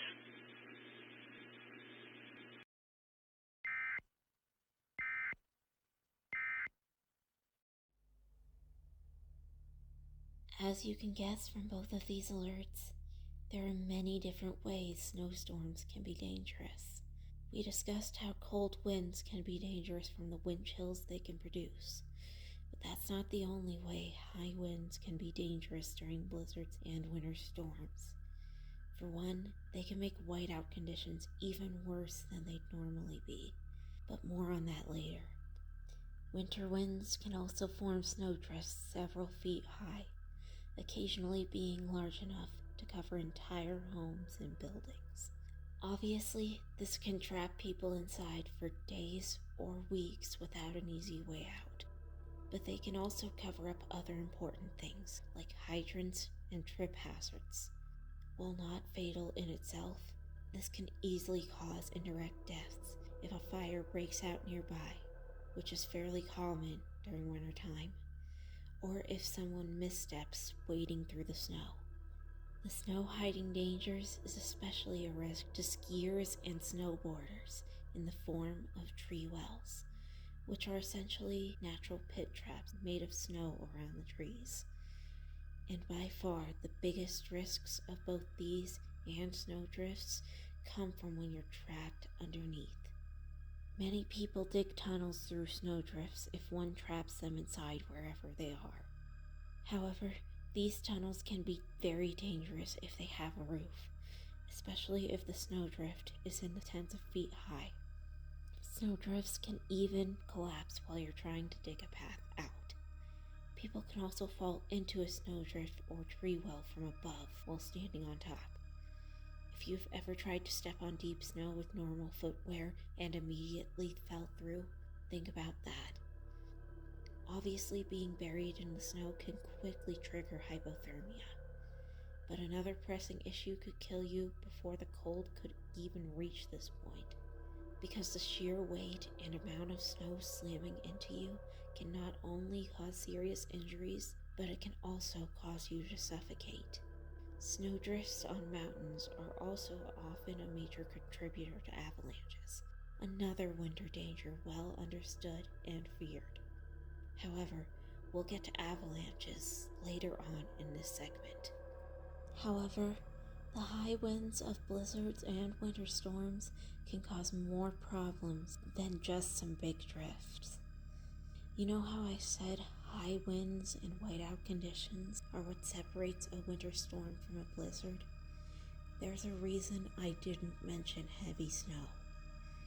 Because in unique cases, you can have a blizzard without a single snowflake falling from the sky. These are known as ground blizzards, and they're caused by strong winds picking up snow already on the ground, especially drier snow that hasn't melted much. Open areas like plains and grasslands have a much higher risk of these because there's not many things like trees to stop these massive snow blasts. And the strong winds, snowdrifts, and extreme whiteout conditions in these can rival normal blizzards, and they can quickly become fatal to anyone caught outside.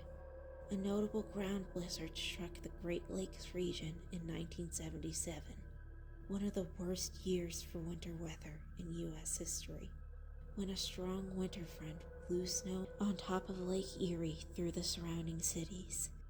Rescue teams were so overwhelmed that they had to call on citizens to send in snowmobiles for help. It was even bad enough that the government had to declare a state of emergency for the Great Lakes region. As anyone who's been in a car during a bad blizzard knows, whiteout conditions can be a massive problem if you're on the road at the wrong time. At their worst, whiteouts can make seeing anything more than a foot or two next to impossible, even with headlights and taillights on. Aside from the obvious risk of accidents and losing control, there's another threat that can emerge if cars are unable to drive at all. Picture this: you're just an average person who just got off work or school for Christmas. You're driving across the country to visit family after months of no contact. You're aware bad winter weather is forecast, but you figure it would be no big deal on the busy highway. You've always been a careful driver, and enough cars drive on highways that snow accumulation is hardly the issue it is on back roads. And if it gets too bad to drive, you can always stop at a roadside motel until the snow passes. But as you drive through the snow, it intensifies fast. It becomes impossible to see anything around you, including other cars, and there's no exit to pull off for miles. Just like every other driver on the same road, you're forced to stop for your own safety. Pushing through when you can't even see the taillights in front of you would be suicide. You hope the snow will let up enough to see and that everyone can move to wherever they need to be, but neither of these scenarios happen. The blizzard snow falls fast, and within a couple hours, it's trapped your car in place. You never anticipated getting stuck away from exits, and thus you put your coat in the trunk with your other stuff when you left, so you're running the heater on full blast to stay warm. The snow is so intense, not even emergency services can reach you. After a while, you start to feel nauseous. You get a splitting headache, and it almost feels like you drank too much wine at a Christmas party. But as time goes on, it becomes harder to breathe, and you're no longer coherent enough to roll down the window. You realize you're trapped with no way out, and that you'll most likely die. But it's a realization that hits you far too late. What I just described is an unfortunate situation that claims many lives in extreme winter storms, snow blocking your tailpipe. To put the danger of these gases into perspective, this is a Kawasaki. When I first got my learner's permit to drive, my grandpa offered to let me use it for practice, just like we used to do for fun when I was a kid. The steering was super low now that I've grown up, and a big grate covered the back that made it hard to reverse. But I could have looked past both of those were it not for one thing. I still don't know if it was a design flaw or just it needing to be fixed. Most likely the latter. But all the Kawasaki's exhausts was pumped directly into the car. And it wasn't a small amount of exhaust either. It legitimately looked like the engine was on fire when it was running. After a few minutes, I was getting dizzy and nauseous to the point where I could barely concentrate enough to turn properly. It took instructions from my grandpa to get back home okay, and I was still sick for a few hours after the fact. I wasn't deathly ill, but the headache, weakness, and bubbly stomach isn't something I'm gonna forget anytime soon. I stopped practicing with the Kawasaki after that. And keep in mind, this was in a truck that was freely open via the grate for the gas to get out. Imagine how bad it would be in a car with no easy ways for the gas to escape when the tailpipe being blocked forces it in. There's a reason why exhaust fumes are pumped outside the car. While this isn't an issue for electric cars, although power lasting through the blizzard with electric cars is a whole other challenge. The vast majority of drivers have the risk of poisonous gas when driving in severe winter storms. And while storms strong enough to cause these scenarios are quite rare in most of the world nowadays, and most people know better than to drive in conditions this bad, incidents like this still sometimes happen. Similar poisoning can also result if a car is left running in a closed garage without any proper ventilation.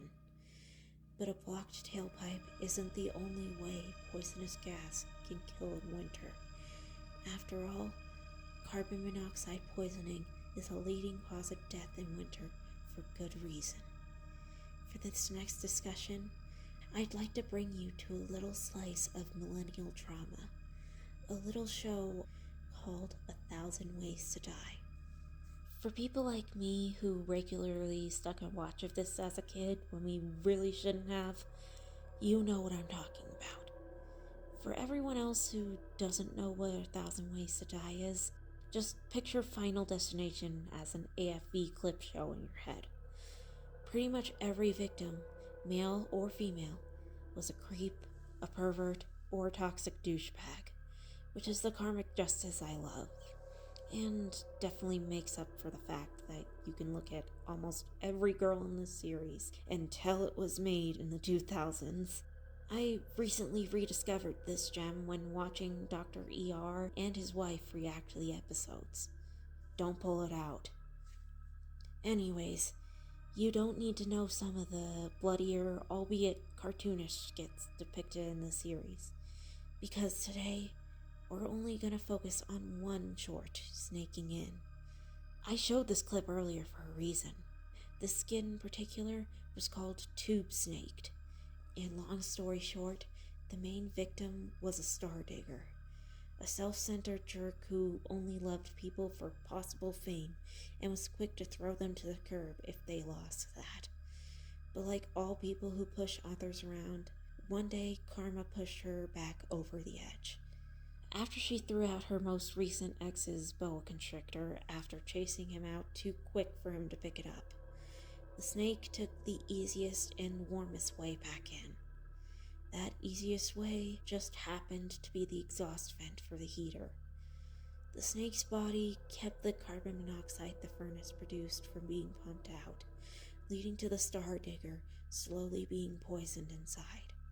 And having gotten drunk earlier after cranking up the heat, she didn't even realize what was going on before she dropped dead. Don't worry, the snake would most likely be fine. They can live on way less oxygen than humans, and it could easily access air from the outside if need be.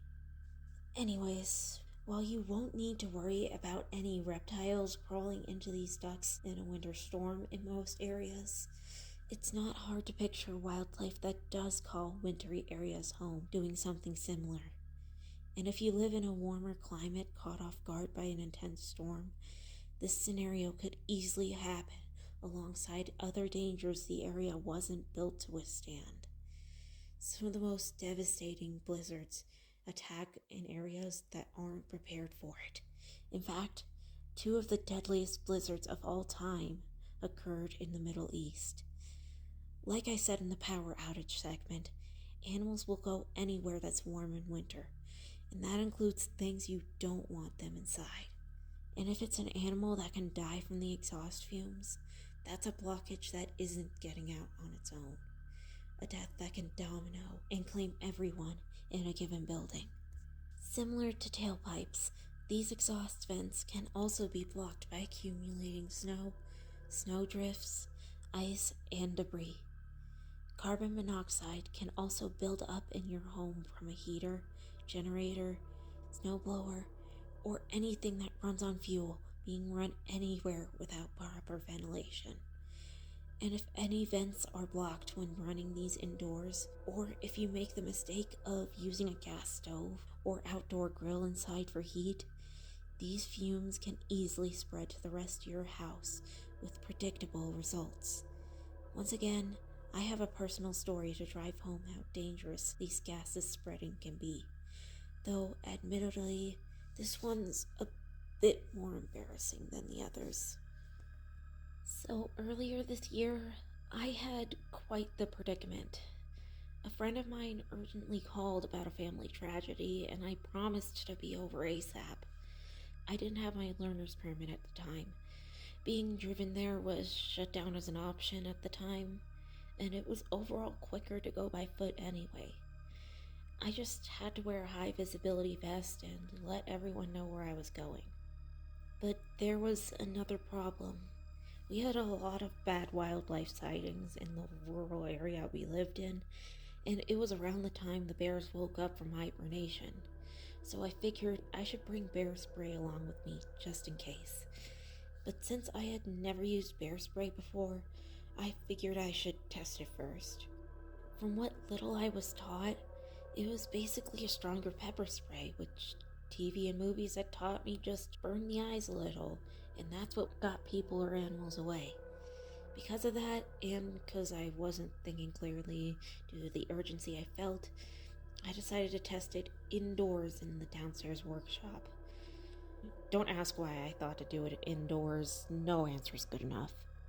I thought it wouldn't have the kind of ventilation that spread across the house since it was a garage-like setup which, like I said earlier, don't tend to have good ventilation. And if it did go wrong, I thought the effects wouldn't last more than a minute or so.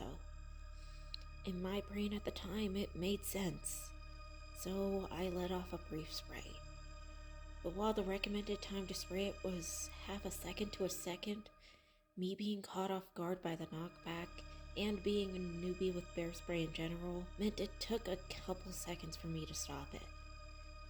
Now here's where I let you know how badly I fucked up. It turns out bear spray is way more than just a stronger pepper spray, and both do way more than just irritate the eyes. And unlike the short distance strike of pepper spray, bear spray is designed to be used at a minimum of 30 feet. And it's not meant to be used for a direct strike either. It was made to be a wide and powerful fog that spreads. And just for context, bear spray and pepper spray trigger the same reaction in living things as tear gas, and oddly enough, wasabi. Check out this video by Minute Food for more details on that. I didn't know it was that same kind of reaction at the time, but since I sprayed twice as long as directed, and the distance I sprayed it was far less than 30 feet, I was about to find that out the hard way. Within a few seconds, I felt it burning my throat and lungs. It burned my eyes and made them water to the point where I could barely see. In my airway, I was coughing, wheezing, and gasping for breath so much that it was all I could get out. It felt like my throat and lungs were set on fire and swelling shut fast. I collapsed and couldn't get back up. I could barely move. I threw up from the sheer strain of trying to get any air. And because I was coughing, wheezing, and gasping for breath so much, I couldn't even cry for help. My nose also had a similar burning and couldn't stop running. But when seeing and getting a breath in suddenly becomes a Dark Souls final boss fight, what happened to the nose felt irrelevant. For a minute, I thought I was going to suffocate in that workshop. I honestly did. I know I was trapped in there for at least 5 or 10 minutes, but I don't think any other time felt like such an eternity. Eventually, I was able to crawl out and get far enough away to breathe, but everything still wouldn't stop. But the Pandora's box I just opened didn't stop there. Remember how I said I thought the stuff in the workshop wouldn't ventilate to the rest of the house? I was wrong. Very wrong. Within just a few minutes, the entire lower floor was as bad as the workshop. Within a few more, the entire house's air was unbreathable, and it wasn't a small house either. The only way any of us in the house could get any air was by evacuating it for a few hours until we could breathe again. And even then, it still took an extra day for the spray to be completely gone. Even longer than that for the workshop. There's a reason you use that outdoors and why using it against a person is illegal. I still remember how red, puffy, and bloodshot my eyes were after everything. While I did eventually leave to support my friend, I didn't do so until I was sure everyone was safe and everything was okay in the house again. That was a screw up that could have ended way worse, especially since I live with older people with one having respiratory problems. If it ended tragically, I don't think I'd ever forget forgive myself. Heck, I still don't for doing something so impulsive and stupid. Needless to say, I learned my lesson that day and found empathy for those tear gassed in riots, protests, and sporting events, which really shouldn't be on that same list. I just happened to gain that understanding in the worst way possible.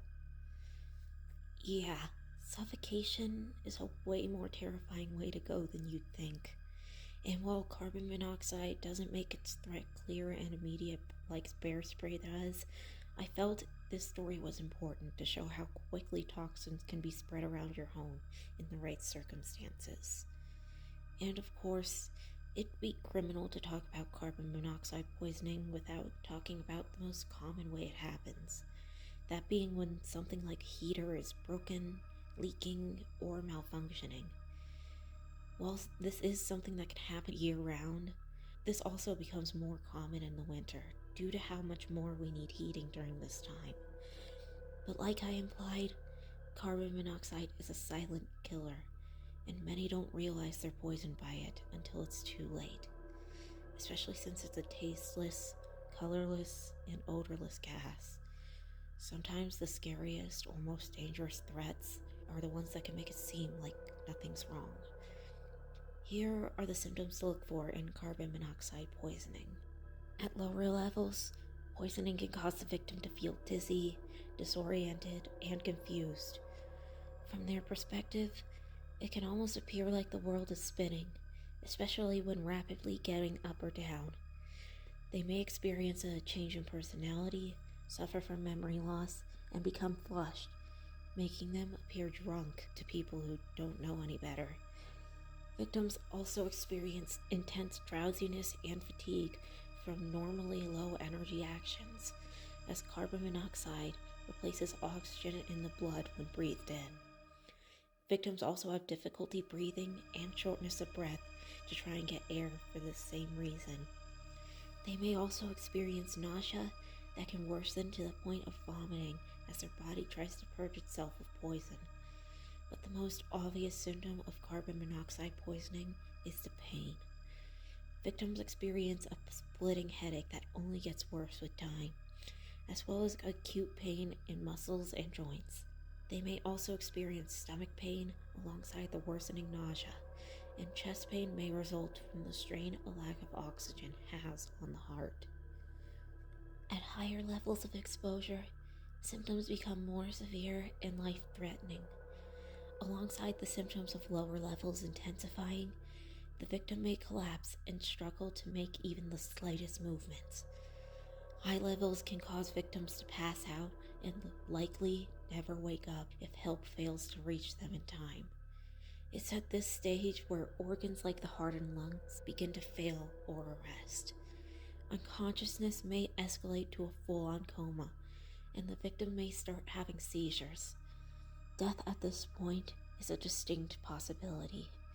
In fact, if enough carbon monoxide is in a room, anyone who steps inside can be killed in minutes. Carbon monoxide poisoning is a life-threatening emergency that you can't solve on your own, at least not well. This isn't helped by the fact that most of its warning signs can easily be mistaken for something else until you're impaired enough that saving yourself is difficult, if not near impossible. The only thing you can do if you can tell it's a poisoning case is get out of the building alongside any people or pets inside and make sure emergency services are on their way. Even if you survive, you can still suffer long-term health problems and complications, in some cases for life, especially if you're exposed to a high amount for a prolonged period. The pregnant, elderly, children, and immunocompromised are especially at risk, since their bodies or their unborn children can't handle poisoning as well as healthy adults can. We'll discuss ways both to determine poisoning and how to handle it when we get to the final safety segment of this video. But speaking of leading causes of winter death, that leads me to the next topic of this section: Everyone focuses on how much snow falls in a storm. But there's another important thing to focus on with snow. What kind is falling? The drier snow of early to midwinter, on average, has a lot of air inside it and is generally light and fluffy. But the wet snow of late winter and early spring, or when temperatures aren't constantly below freezing, that's another story. It's like comparing a bag of chips to a bag of potatoes. And if you helped your family shovel the driveway growing up, which we'll get back to, you can feel the difference. Earlier on, we discussed snow melting and refreezing on driveways as a slipping hazard, but at least you know the ground will support the weight. But what if you look up? We already talked about falling branches and power lines, but what about more homely things? Think about it. Warm air rises, so the warmest place in your house is gonna be the roof. And like I said, people use a lot more heat in the winter, so the roof could be even warmer than it normally is. The snow could easily melt and become a greater weight, even when it can't on everything else around the home. And if it refreezes into ice, it becomes even heavier. While roofs were designed to hold up weight like this, in lower income areas or warmer ones not built to withstand winter weather, eventually something has to give. If you look up the leading causes of death in winter, there's a good chance building collapses will be close to the top every time. They expose you to the cold, they can crush and injure you under the sheer weight, they can break electrical appliances or heating appliances and cause fires. And if a limb is crushed long enough, toxins inside when the cells die can go to your heart when freed and kill you very quickly. A condition called crush syndrome. Considering storms strong enough to cause these collapses are also strong enough to disrupt or even stall emergency services, crush syndrome is a distinct possibility. And even when not on roofs, heavy wet snow can break things you'd think were perfectly solid. There was once a decently sized tree in my mom's front yard until we got a particularly strong spring blizzard near the end of my freshman year that split the tree in two right down the middle from the weight of the snow alone. In general, that winter storm had the area looking like a disaster zone when all the snow melted. A notable case of a winter building collapse happened over a century ago in 1922 when a record-breaking blizzard struck Washington, D.C., causing the famous Knickerbocker Theater's roof to collapse on a full showing, killing 98 people and injuring countless others. Though there were other factors at play there, like design flaws and the wedge shape of the building, the storm putting half a dozen blue whales worth of snow and weight on the roof was the final straw. There are more parts that make a machine work than just the on button. But speaking of snowfall, there are two other types of snowstorms I'd like to bring up that come in fast and furious: lake effect snow and snow squalls. When a dry cold front moves over a large lake or water body that's relatively warm, this can result in lake effect snow being formed. They tend to be narrow bands that come in fast and furious, creating conditions that rival many blizzards in intensity, if not overcome them for a short time. All dangers associated with winter weather apply here, though there's one thing that makes lake effect snow stand out. Blizzards, winter storms, and most of the dangers I talked about in this video can be life-threatening, but they can be forecasted and alerts can be sent out before you even have a chance to be in their path. However, lake effect snow can develop and intensify remarkably fast, sometimes with next to no warning. This means if lake effect snow develops, there's a good chance you're not going to know it until it's right at your doorstep. While lake effect snow is stopped when said large lakes freeze over, this event is remarkably rare. Lake effect snow can also make already devastating storms much worse, most notably the Great Blizzard of 1978, a storm so devastating and strong that many have dubbed it the Cleveland Superbomb. and that storm was already a meteorological chaos card without lake effect snow being involved. Most often, lake effect snow is associated with the Great Lakes region, but they can occur anywhere with a large warm winter body and a cold dry front coming in. They've been known to impact areas like the Great Salt Lake in Utah, as well as coastal areas near places like the Sea of Japan, North, Black, and Caspian Seas. But while warnings aren't usually broadcast before lake effect snow hits, they are still broadcast nonetheless. If forecasters know the right conditions will be occurring, they can put some advanced advisories and watches in place.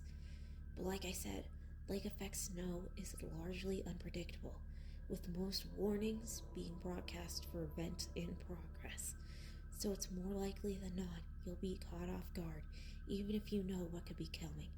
It's similar to those who intentionally tried to trigger the Uboa Easter egg in Yume Nikki.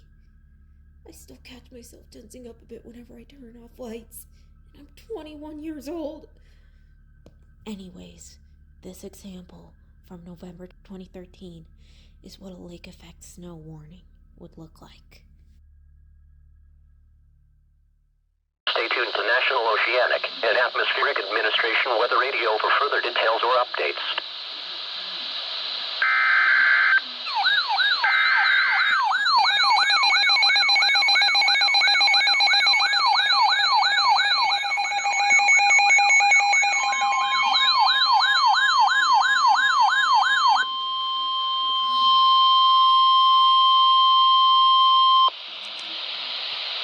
Winter weather message for the following counties in Ohio: Ashtabula Inland and Ashtabula Lakeshore. Lake effect snow warning in effect from noon Saturday to midnight Eastern Standard Time Sunday night. The National Weather Service in Cleveland has issued a lake effect snow warning, which is in effect from noon Saturday to midnight Eastern Standard Time Sunday night. The lake effect snow watch is no longer in effect. Total accumulations by midnight Sunday night from 6 inches to around a foot, with highest accumulations likely across the higher terrain of inland northwest Pennsylvania, where connection to additional moisture from Lake Huron is also possible. Timing: lake effect snow will develop Saturday afternoon and continue Saturday night and Sunday, before tapering Sunday evening. The snow will become heavy at times Saturday night and early Sunday. Winds: northwest winds of 15 to 25 miles per hour with gusts to 35 miles per hour on Saturday night, decreasing on Sunday afternoon. Impacts: motorists should be alert for rapidly changing conditions that occur within bands of lake effect snow. Blowing and drifting is also likely. Temperatures will fall to the near 20 degrees Saturday night and then hold nearly steady on Sunday. Visibilities could be below a quarter of a mile at times. In lake effect snow, the weather can vary from locally heavy snow in narrow bands to clear skies just a few miles away. If you will be traveling across the region, be prepared for rapid changes in road and visibility conditions. Stay tuned to NOAA Weather Radio for further details or updates.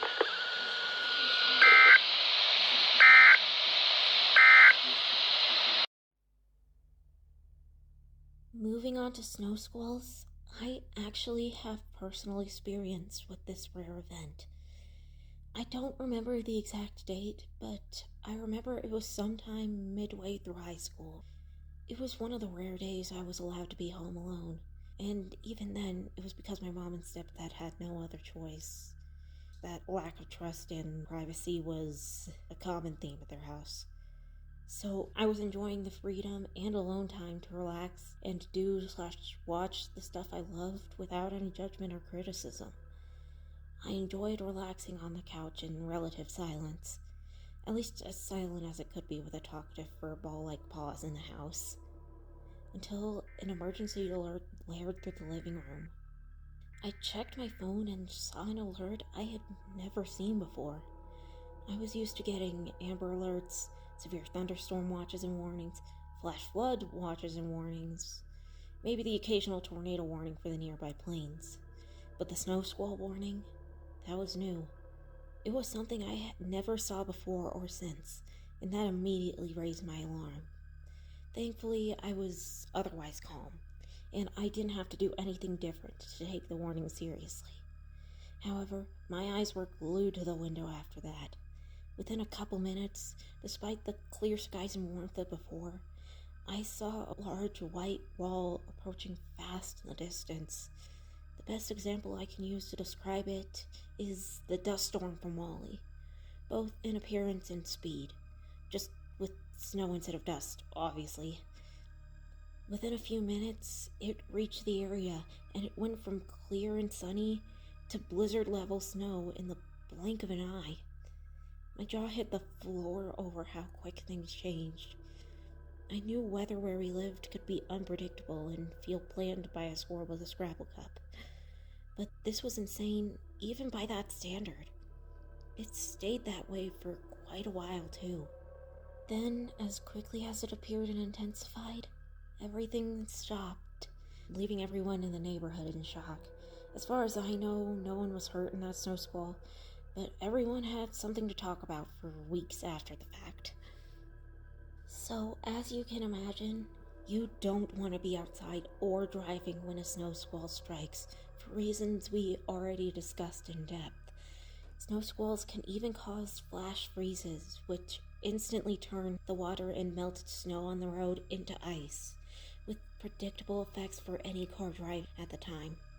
Snow squalls are extremely rare, though, like a lot of the weather phenomena we discussed, they're more common around places like the Great Lakes region. Yeah, that area can have some extreme weather. A cyclone actually formed over the area once in 1996, same type of storm as typhoons and hurricanes. I'm not making this up. You can look it up if you want. It's called Hurricane Huron, or the Huron cane, which I like more. Though, as you can guess from my story of a snow squall, which wasn't anywhere near any lakes or water bodies, snow squalls have the potential to appear anywhere, specifically along storm fronts again. So, if you receive an emergency alert like the following example from February of 2022, don't stall and don't be outside. Get off the road and take shelter fast.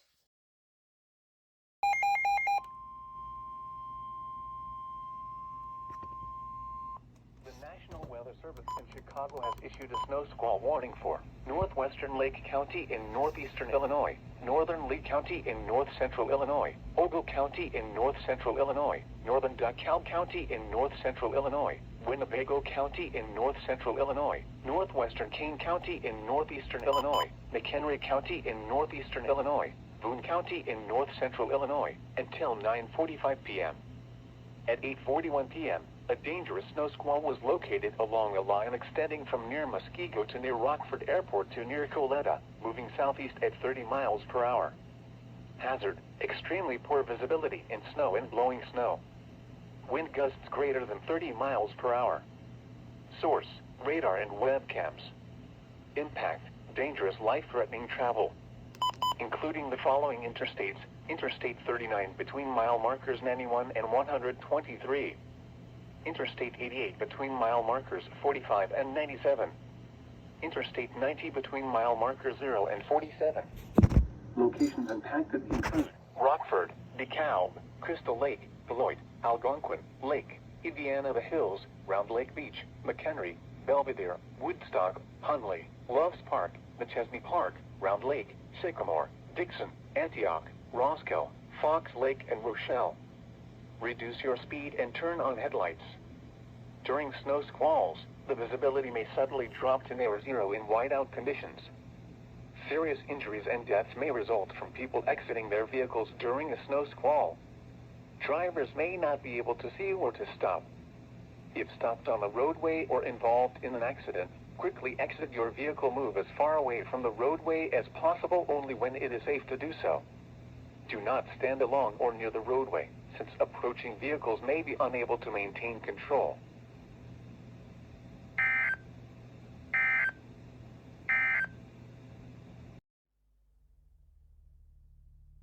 However, there's another snow-related killer that can strike without a cloud in the sky, but can unleash almost every danger of winter that I discussed at once. Avalanches are another winter disaster that needs no introduction. They're known by almost everyone, and while not a big issue in flat biomes like the plains, they're a disaster feared by almost everyone in mountainous regions, and for good reason. Triggered when a weak snow layer gives way to a heavy one on top wherever there's a steep slope, avalanches are an unstoppable wall of snow that destroy or bury everything in their path, and are difficult, if not impossible, to predict in advance. They can also contain ice that can cause even more damage to anything it impacts. Avalanches can be triggered by any number of factors, from earthquakes to extra snow on top to, most commonly, a person or animal's movements. Some officials even trigger avalanches on purpose with explosives to prevent a bigger catastrophe when they know it's safe to do so, similar to controlled burns in warmer months.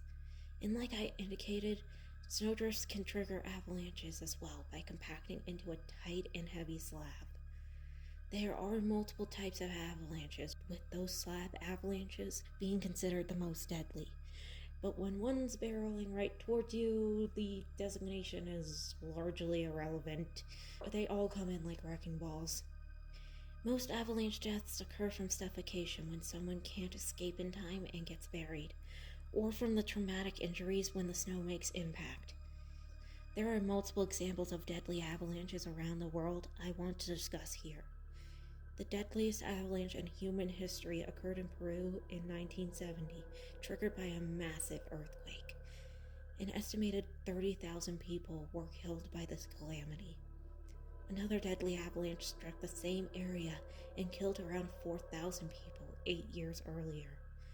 The deadliest American avalanche occurred in 1910 in Washington state, when a lightning strike knocked a slab of snow loose near the town of Wellington after a severe blizzard, taking 96 lives in the process. Europe sees its fair share of deadly avalanches, including the infamous White Friday avalanche during World War I, which was the deadliest avalanche in history until the 1970 Peru avalanche mentioned earlier. There's also the Winter of Terror that occurred in the Alps in the winter of 1951, where over 600 avalanches occurred in a short time and killed 265 people. Once again, the Middle East has its fair share of winter mayhem, with fatal avalanches occurring in Afghanistan in 2010, 2012, and 2015. Yeah, Western countries, specifically the US where I live, see the Middle East as just a massive hot desert most of the time, but it can get cold there. Really cold. Pakistan saw deadly avalanches in 2010 and 2012 as well. India's deadliest avalanche occurred in 1979 and took 200 lives, and Japan had a series of deadly avalanches in the years following World War I. However, there's one unique event I want to highlight that, while having a low death toll, still sparks intrigue and a lost media search that continues to this day. In 1957, 2 filmmakers in Colorado were tasked with filming an avalanche for the documentary White Wilderness, rather than filming a natural one since, like I said, those are extremely hard to predict in advance, let alone film. They decided to film one of the controlled avalanches I mentioned earlier. After getting in contact with state officials, they got set up on a mountain road near Berthoud Falls in Colorado to film. However, despite warnings and precautions being in place, the ferocity of the avalanche and how far it reached was impossible for anyone to predict or prepare for. And despite attempting to get away, the 2 filmmakers were hit and buried by the avalanche, with one of them, John Herman, dying in the process. It was only after rescue and recovery that people realized the camera filmed every moment of the avalanche, including the impact, similar to the 2015 Fairdale tornado intercept video. It was decided that the footage wouldn't be in White Wilderness out of respect, and that it could only be used for avalanche safety training. And while part of the footage is shown in an avalanche safety lecture on YouTube, which I'll link below, the full footage remains hidden from the public to this day. And while I'm not going to show the footage itself due to the confidentiality rule, though this is a winter safety video, I prefer to be better safe than sorry, and also out of respect for John Herman, I am going to show you this frame. Because there's something important I want to point out, and another reason why I brought this story up. See those darker specks in the avalanche? Those are full-size trees. For comparison, those trees were at least about this size, most likely bigger. And that avalanche threw them like toys. So what do you think it's gonna do to you?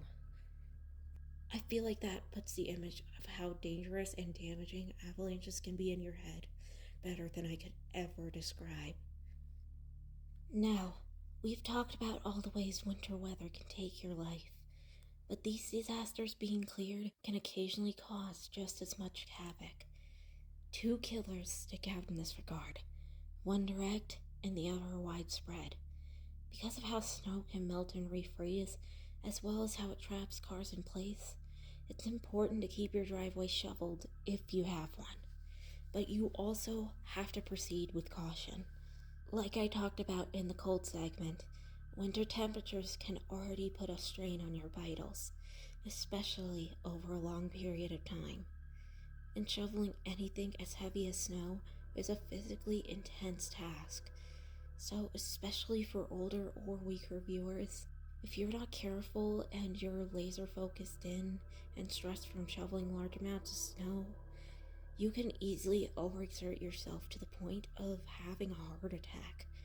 This can very quickly kill, especially if you live alone and or don't recognize the warning signs.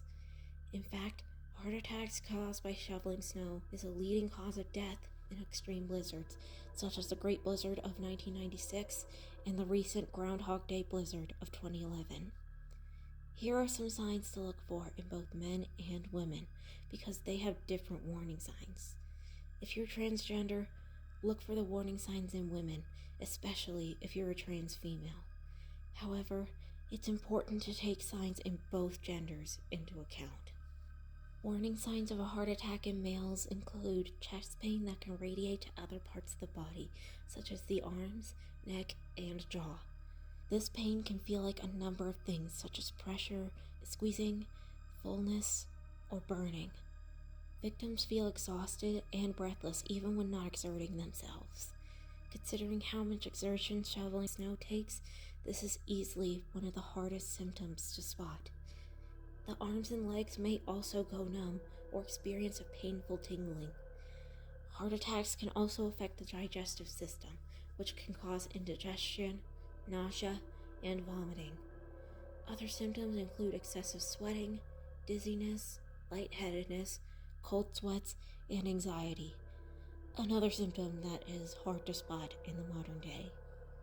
Warning signs of a heart attack in females include many of the symptoms listed for men.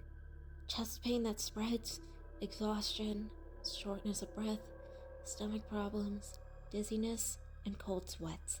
However, these symptoms can develop over days or even weeks leading up to a heart attack. Alongside the places pain spreads listed earlier, the chest pain may also spread to other areas in women, specifically the upper back. Female victims may also become confused and have difficulty speaking. If you or someone you know has these symptoms and they don't go away or get worse, make sure physical activity is halted and call emergency services immediately. But what about the broader danger I alluded to earlier? Once again, we need to dig deeper. Think about it.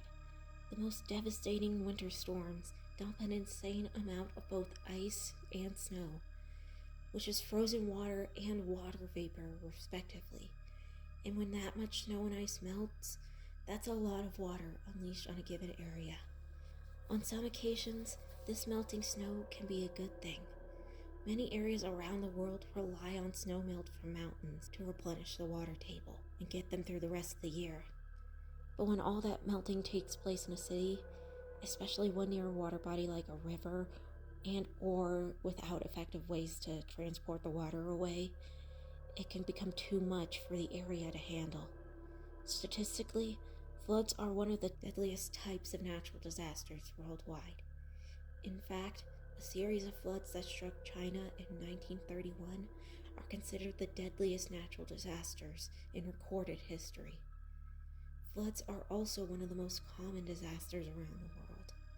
Like I said, I saw my fair share of flash flood warnings growing up and heard of devastating floods striking surrounding areas. But in the short time where everyone lived near St. Louis, I saw my fair share of floods.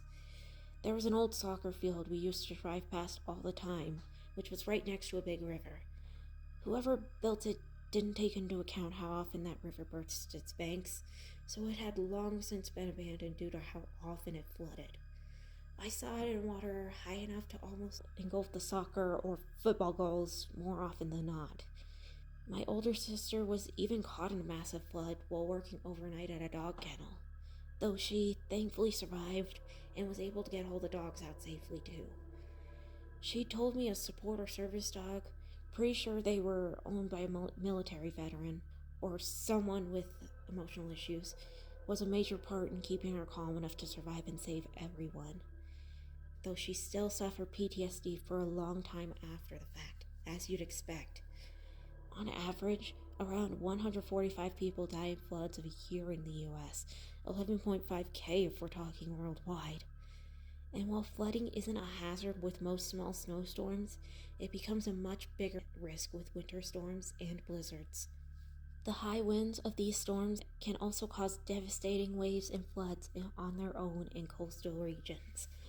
An example of this is the Great Appalachian Storm of 1950, where the resulting floods from wave activity and snowmelt were almost as devastating to communities as the storm itself. These floods can also be triggered by what's called an ice jam, where ice chunks build up, block a river's flow, and cause it to back up or burst its banks.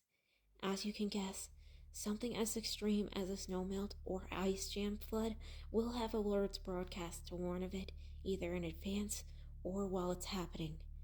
And this example from 2014 is what that flooding alert would look like.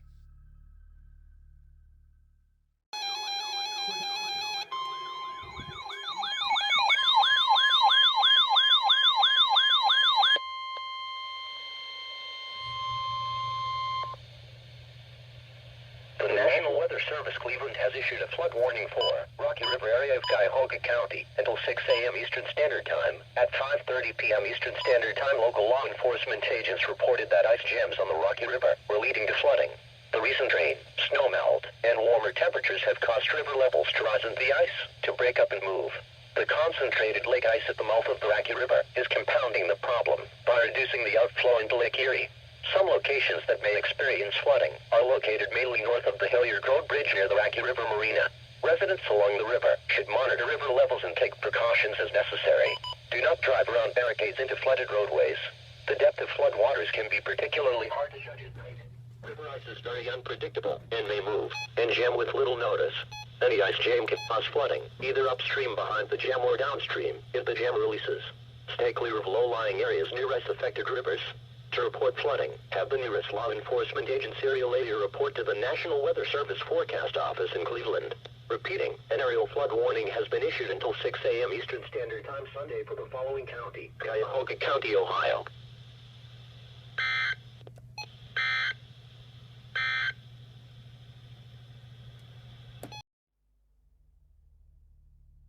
Before we move on to the safety segment, there's two similar and extremely rare emergency alerts I'd like to discuss: the civil danger warning and civil emergency message. These alerts are more broad with their use than the other alerts we discussed, being used to warn of anything that poses a significant threat to a given area, whether natural or human caused, especially for events that don't fit in a specific category. Civil emergency messages are used for broader threats to public safety, most often a natural disaster or weather event, while civil danger warnings are used to warn of specific immediate threats to safety that require specific actions to save yourself, such as a manhunt, power outage, or dangerous road conditions. For example, a civil emergency message can be used to warn of an extreme blizzard or winter storm, while a civil danger warning would be used to warn of a power outage caused by it. Events that trigger both of these alerts are extremely rare, especially with the other categories many of the threats can fall into first. But the threats they warn of are typically far more extreme than any categorized alert we talked about earlier. So if you hear or see an alert of this kind go off for a winter event, it could very easily be a worst case scenario. The following alert is an example of a civil danger warning broadcast in 2011 during the infamous Groundhog Day blizzard I mentioned earlier, in the same vein as a civil emergency message, due to dangerous roads and the storm stalling emergency efforts. And as a worrying but fair warning to all, many experts say that 2011 is a good parallel to the kind of extreme weather we could see in the wintry months to come.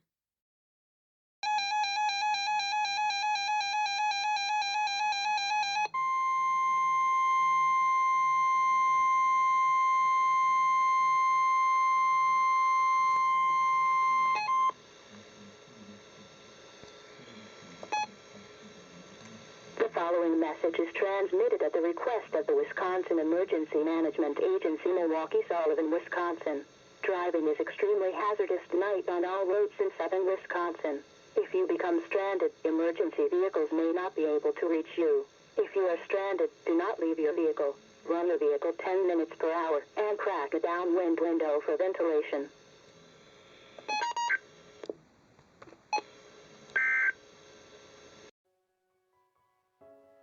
Finally, we've reached the most important part of this final segment, the part where I teach you how to survive.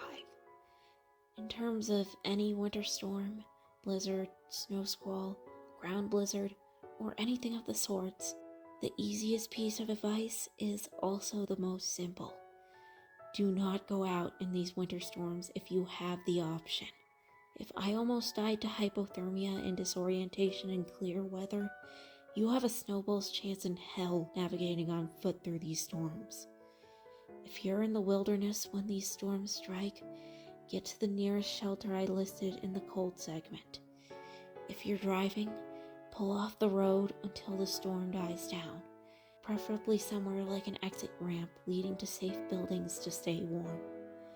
If you can't find anything of the sorts, pull over in a way that lets other cars pass if need be, preferably under somewhere that'll block a lot of snow accumulation, like a bridge or highway overpass.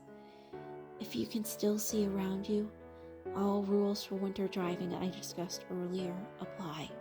If you're having trouble seeing anything around you from the snow, it's best to stop driving and stay safe. And if snow accumulates enough to trap your car in place, stay calm, make sure emergency services are notified, and have at least one window cracked. You don't have to roll it down a crazy degree. Just roll it down enough to keep poisonous gas from accumulating if your tailpipe gets blocked. And yes, emergency services would be impacted and delayed by a storm strong enough to do this, but they'll still make their best effort. Similar to if a power line falls, you're safest to remain in your car like this, unless you have no other choice.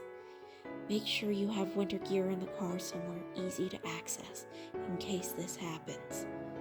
But if you have no choice but to head out in extreme winter weather, another thing it's recommended to have on hand during winter storms is a winter survival kit. This is most likely something you'll make at home rather than buying. Here's what typically goes into a winter survival kit and why. Because while some are self-explanatory, others are gonna need explaining.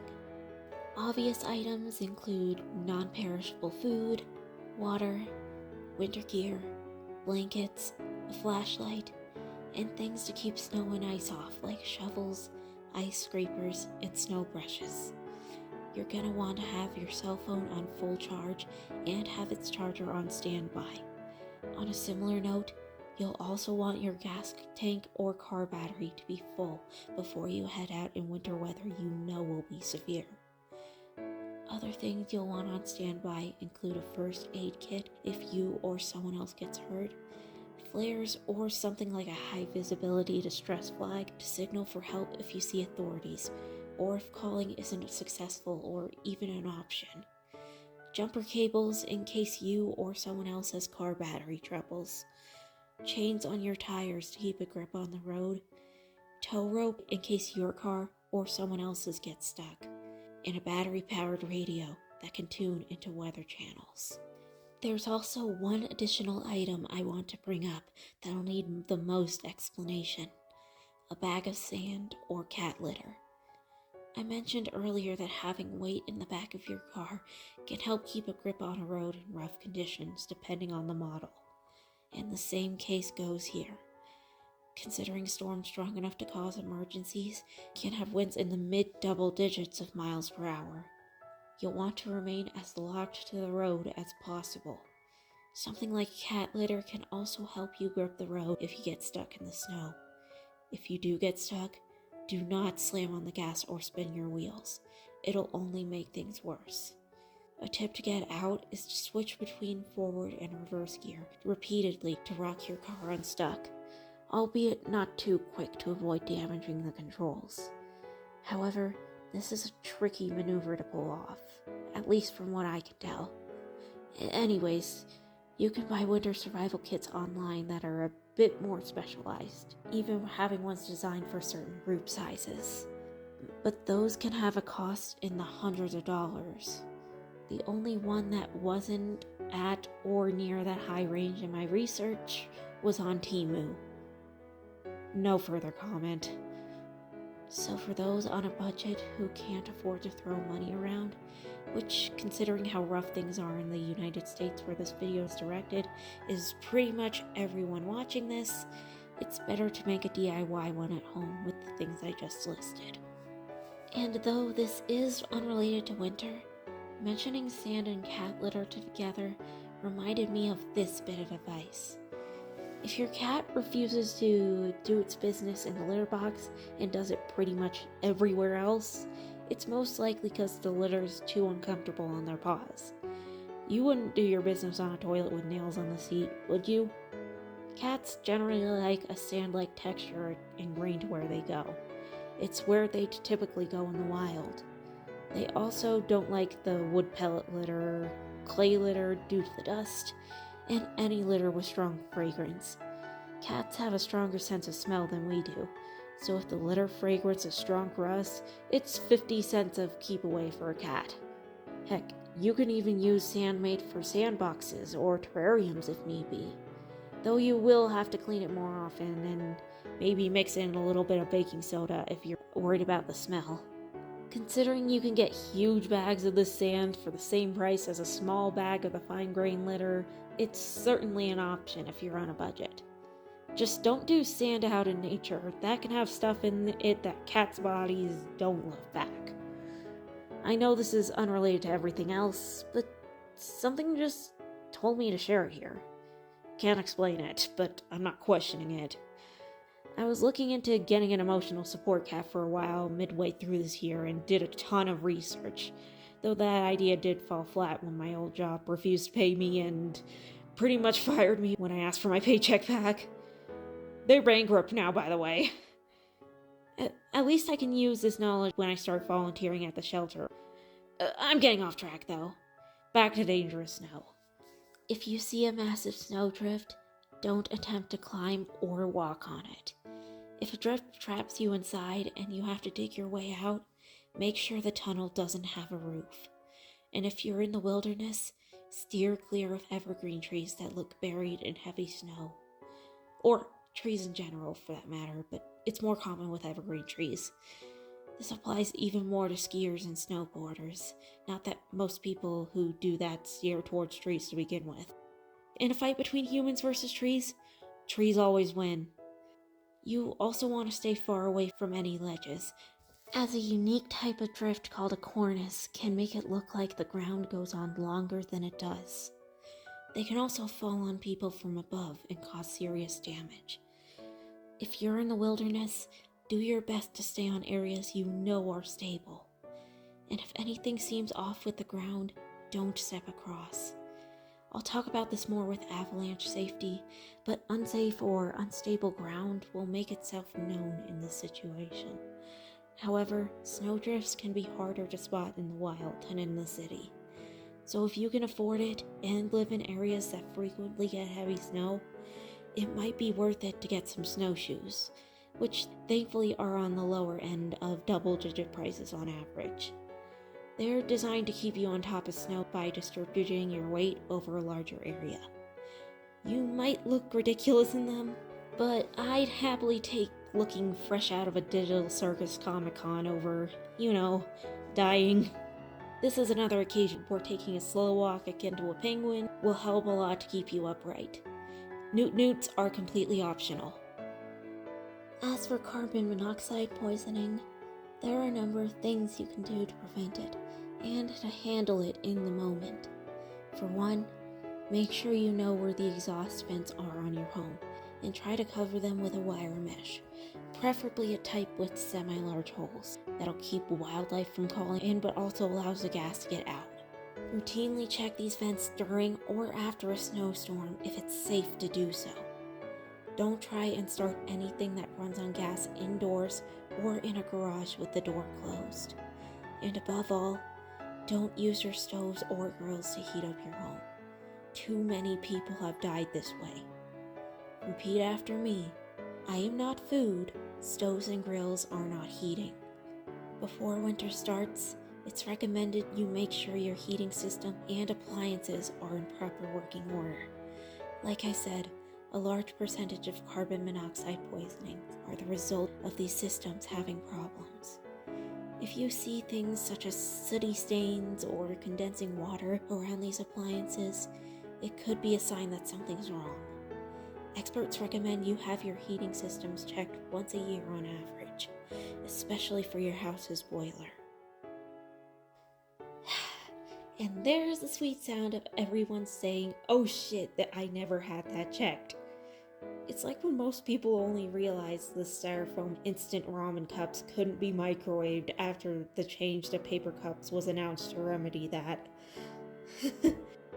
Anyways, having these systems checked is also a good way to prevent house fires, which is another leading cause of death in winter. I felt like it was a different beast and pretty well understood, hence why I didn't bring it up earlier in depth, but I still felt it was important to bring up at some point. For fires in general, it's more about what you do in the moment than prevention, because unless it happens from cooking, it'll more than likely sneak up on you during the night when you're asleep. As for safety tips, it's mostly stuff you hopefully had drilled in your head when you were younger.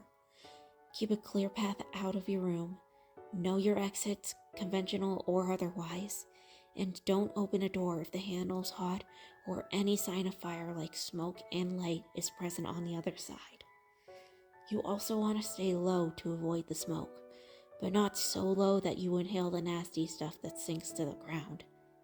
And when things catch on fire, a wet towel or washcloth is your friend. A wet towel can be used to put a fire out if it's caused by hot oil in a pan. Just turn the stove off and put the wet towel over top the pan. Do not move the pan until it's cooled down under any circumstances. And if you wake up to a house fire, putting a wet washcloth over your nose and mouth can filter out a lot of the deadly parts of smoke. Many soldiers in both world wars used similar coverings dipped in their pee to filter out poison gas. So that's an unsavory but doable option if you don't have water available. Any port in a storm. In general, you want to have ways to extinguish any fire that starts in your home if you catch it in time. And what I'm about to say may sound contradictory to some, but you want to avoid water as an extinguisher unless it's either your only option or you know it's a type of fire that can be extinguished with water. But if you don't know the source, play it safe. Depending on what's burning or how it started, pouring water on fire can actually make things worse. There are multiple types of fire out there in multiple different classes. The symbols and what they mean are on screen right now. Every extinguisher should have the kinds of fire they can extinguish labeled. I recommend a wet chemical extinguisher in or near the kitchen and an ABC powder extinguisher on standby. The wet chemical extinguisher should typically handle any kitchen fires you can think of, while the powder extinguisher should handle basically everything else in your home. Pretty much every extinguisher should also have instructions printed on it for how to use it, but the big red bottles you're likely thinking of have a special acronym for their instructions. PASS. Pull the pin, aim the nozzle, squeeze the trigger, and spray it on the fire back and forth, similar to an oscillating fan. But like I said, most people watching this can't just throw cash around either to buy an extinguisher or refill an existing one. So if you don't have an extinguisher on hand, or if the fire's too intense to handle on your own, don't try and troubleshoot it. Just get out of the house and make sure emergency services and the fire department are called. If you live with other people, make sure your household has an evacuation plan and practice it once or twice a month. This is also good to do if you live alone, but you get my point. That way, everyone can evacuate safely with manageable panic in the event of a real emergency. Because, let's face it, there's no way a house fire destroying everything in its path won't cause panic. Heck, managing panic is the whole reason schools used to have drills for things like fires, or tornadoes, or lockdowns. That way we could handle it if it actually happened. And above all, make sure you have a working smoke alarm. If a fire starts, it'll have the perfect evacuation time on speed dial. But anyways, back to carbon monoxide. While prevention is the best medicine, occasionally problems can pop up without warning. And like I said earlier, carbon monoxide poisoning can easily be mistaken for other things. Thankfully, there is an acronym for the questions to ask someone to determine if it's a poisoning case. COMA. Whoever named that was probably a psychopath. Cohabitants. Is anyone else in the house affected by the same symptoms if they live with others? If it's somewhere like an apartment complex and they live alone, check with the neighbors, because it would most likely be affecting them too. Outdoors. Do the symptoms diminish when they leave the building? Maintenance. Are appliances like boilers and stoves properly maintained? Alarm. Do they have a functioning carbon monoxide alarm? Other questions that are important to ask are if a heating or cooking appliance was recently installed, if they use ovens or gas stoves for heating, if their work exposes them to smoke or toxic fumes, and if they've had changes done with the ventilation recently. If you have strong grounds to suspect carbon monoxide poisoning, get yourself and or everyone else out of the house immediately and call emergency services. It's also recommended to call poison control, but emergency services should have them on speed dial to begin with. We'll discuss what to do if someone's unconscious or unresponsive later in this segment. If you notice you're starting to have these symptoms while cooking, turn off the stove and get away, or at the very least open a window to let the air out. This could be a sign something's wrong with the stove and you need to get it looked at. If your home has a fireplace you use regularly in the winter, make sure the chimney doesn't become clogged. If you have difficulty keeping the fire lit, see excessive soot or black gunk in the fireplace or the surrounding area, if smoke isn't being filtered out as well as it should when the flue is open, or if you smell anything strange when it's in use, these could be signs of a blockage. Also, if you see nests or hear anything that could indicate animals, because that's another thing they like to get into. When researching stuff for cats, I was always told that they're like toddlers that can reach the ceiling. I'd like to say that's for every animal, just not every one of them is supervised. Anyways, this is another case where the only option is calling professional help, specifically a chimney sweep or inspector, but most likely a chimney sweep. And above all, make sure you have a working carbon monoxide alarm in your home or apartment complex or wherever you live. It'll detect poison long before you can. And it'll sound different from a smoke alarm, so you don't need to worry about getting the two mixed up. Here's the difference in case you're curious. A smoke detector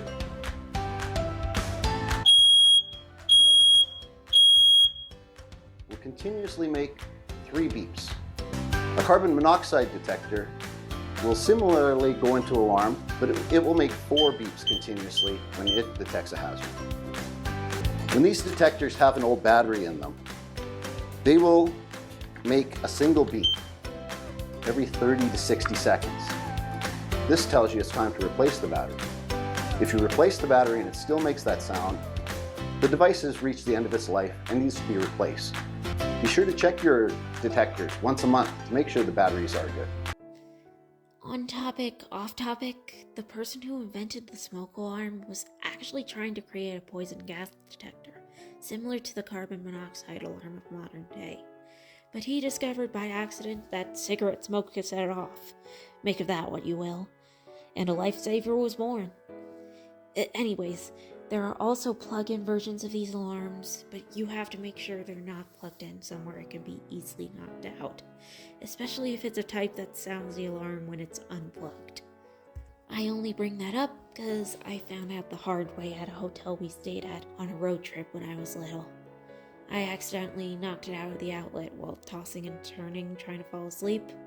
I was sleeping on the floor because, well, all the beds were taken by other family, and, well, you can imagine the panic that ensued next. And chances are I would have messed with it out of sheer curiosity if that hadn't happened, and I wasn't told what that thing plugged in the wall really was. I didn't know what it meant at the time when people were telling me, but I could tell it was serious. Yeah, the more time passes, the more I realize I would not survive a horror movie. The killer wouldn't even hunt me down, I'd just accidentally run into the knife while having the zoomies. Moving on. Building collapses are known to be a sudden event similar to avalanches, but there are signs.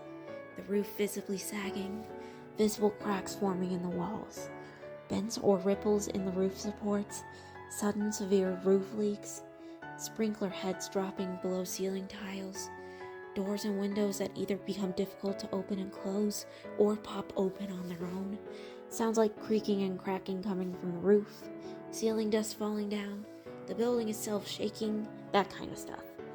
If these signs suddenly pop up where you live, especially after a severe blizzard, get the hell out. If you live in a high-rise building like an apartment complex, don't take the elevator down. For one, you'd most likely be spending time waiting you don't have. 2, a lot of people would likely be doing the same thing, so that's more time where things just stop when you have no time to waste. And 3, elevator shafts are not the stable shelter you think they are. They might be built to hold the weight of dozens of people, but they are not built to handle a collapse of this magnitude. They can even open up on floors that lead you to even worse situations. There have been multiple occasions where people evacuated via the elevator in disasters, and that's where a large chunk of fatalities occurred. Stairwells, by comparison, are a lot safer and more stable, so if the collapse starts before you reach the bottom floor, those will be a safe bet. Though people with movement problems or something along those lines will need to get help. On that same note, know your exits to any building you live in. And speaking of the bottom floor as well, those are generally considered to be the safest floors to be on during a roof collapse, due to there being less debris and the higher floors taking the brunt of the damage. You can even take shelter in the basement if need be, if it's in a house. Bathrooms, closets, or any smaller space in your home of that kind are also considered safe bets, because they have more support relative to size to hold them up. This is another case where making an action plan and practicing it once or twice a month can be a good call. Keeping calm is the first bit of advice in many disaster scenarios, but that's easier said than done. But knowing exactly how to handle these things can make handling it a lot easier. If you get out before the collapse, keep a good distance away from the building. Not only can debris fall and cause further damage, but the collapse will also force air out strong enough to knock you off your feet, if not anything else in the area.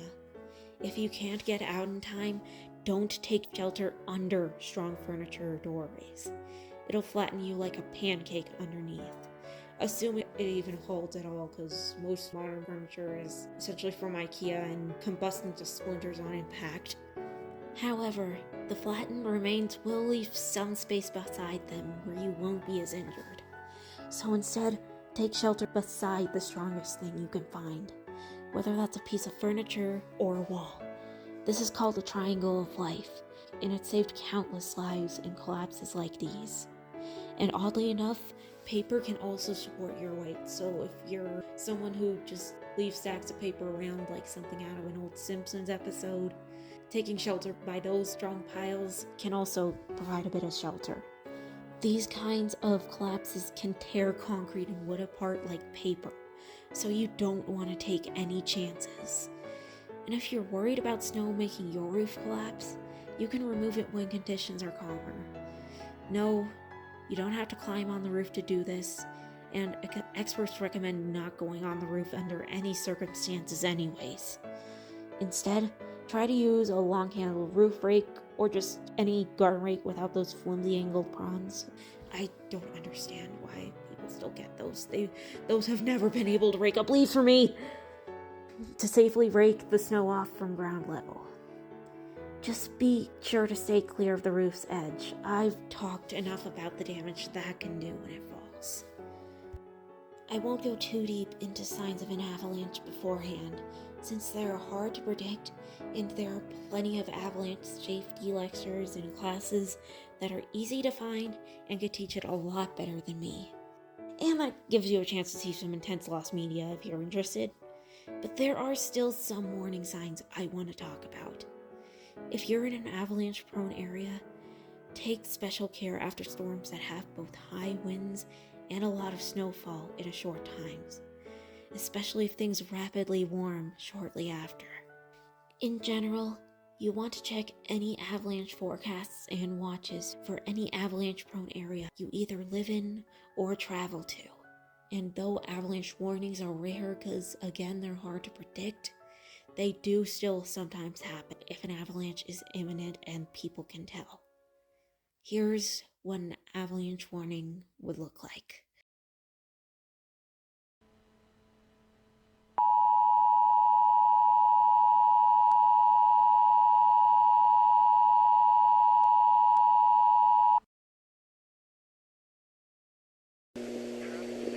The following message is transmitted at the request of the Forest Service Utah Avalanche Center. This avalanche warning is for the mountains of northern and central Utah, to include the Bay River Range, the western Uintas, Wasatch Range, and the Wasatch Plateau.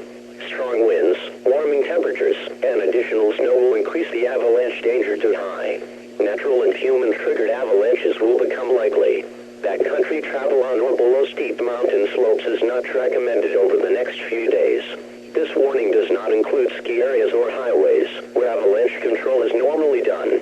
For more information, visit www.utahavalanchecenter.org or call 1-888-999-4019.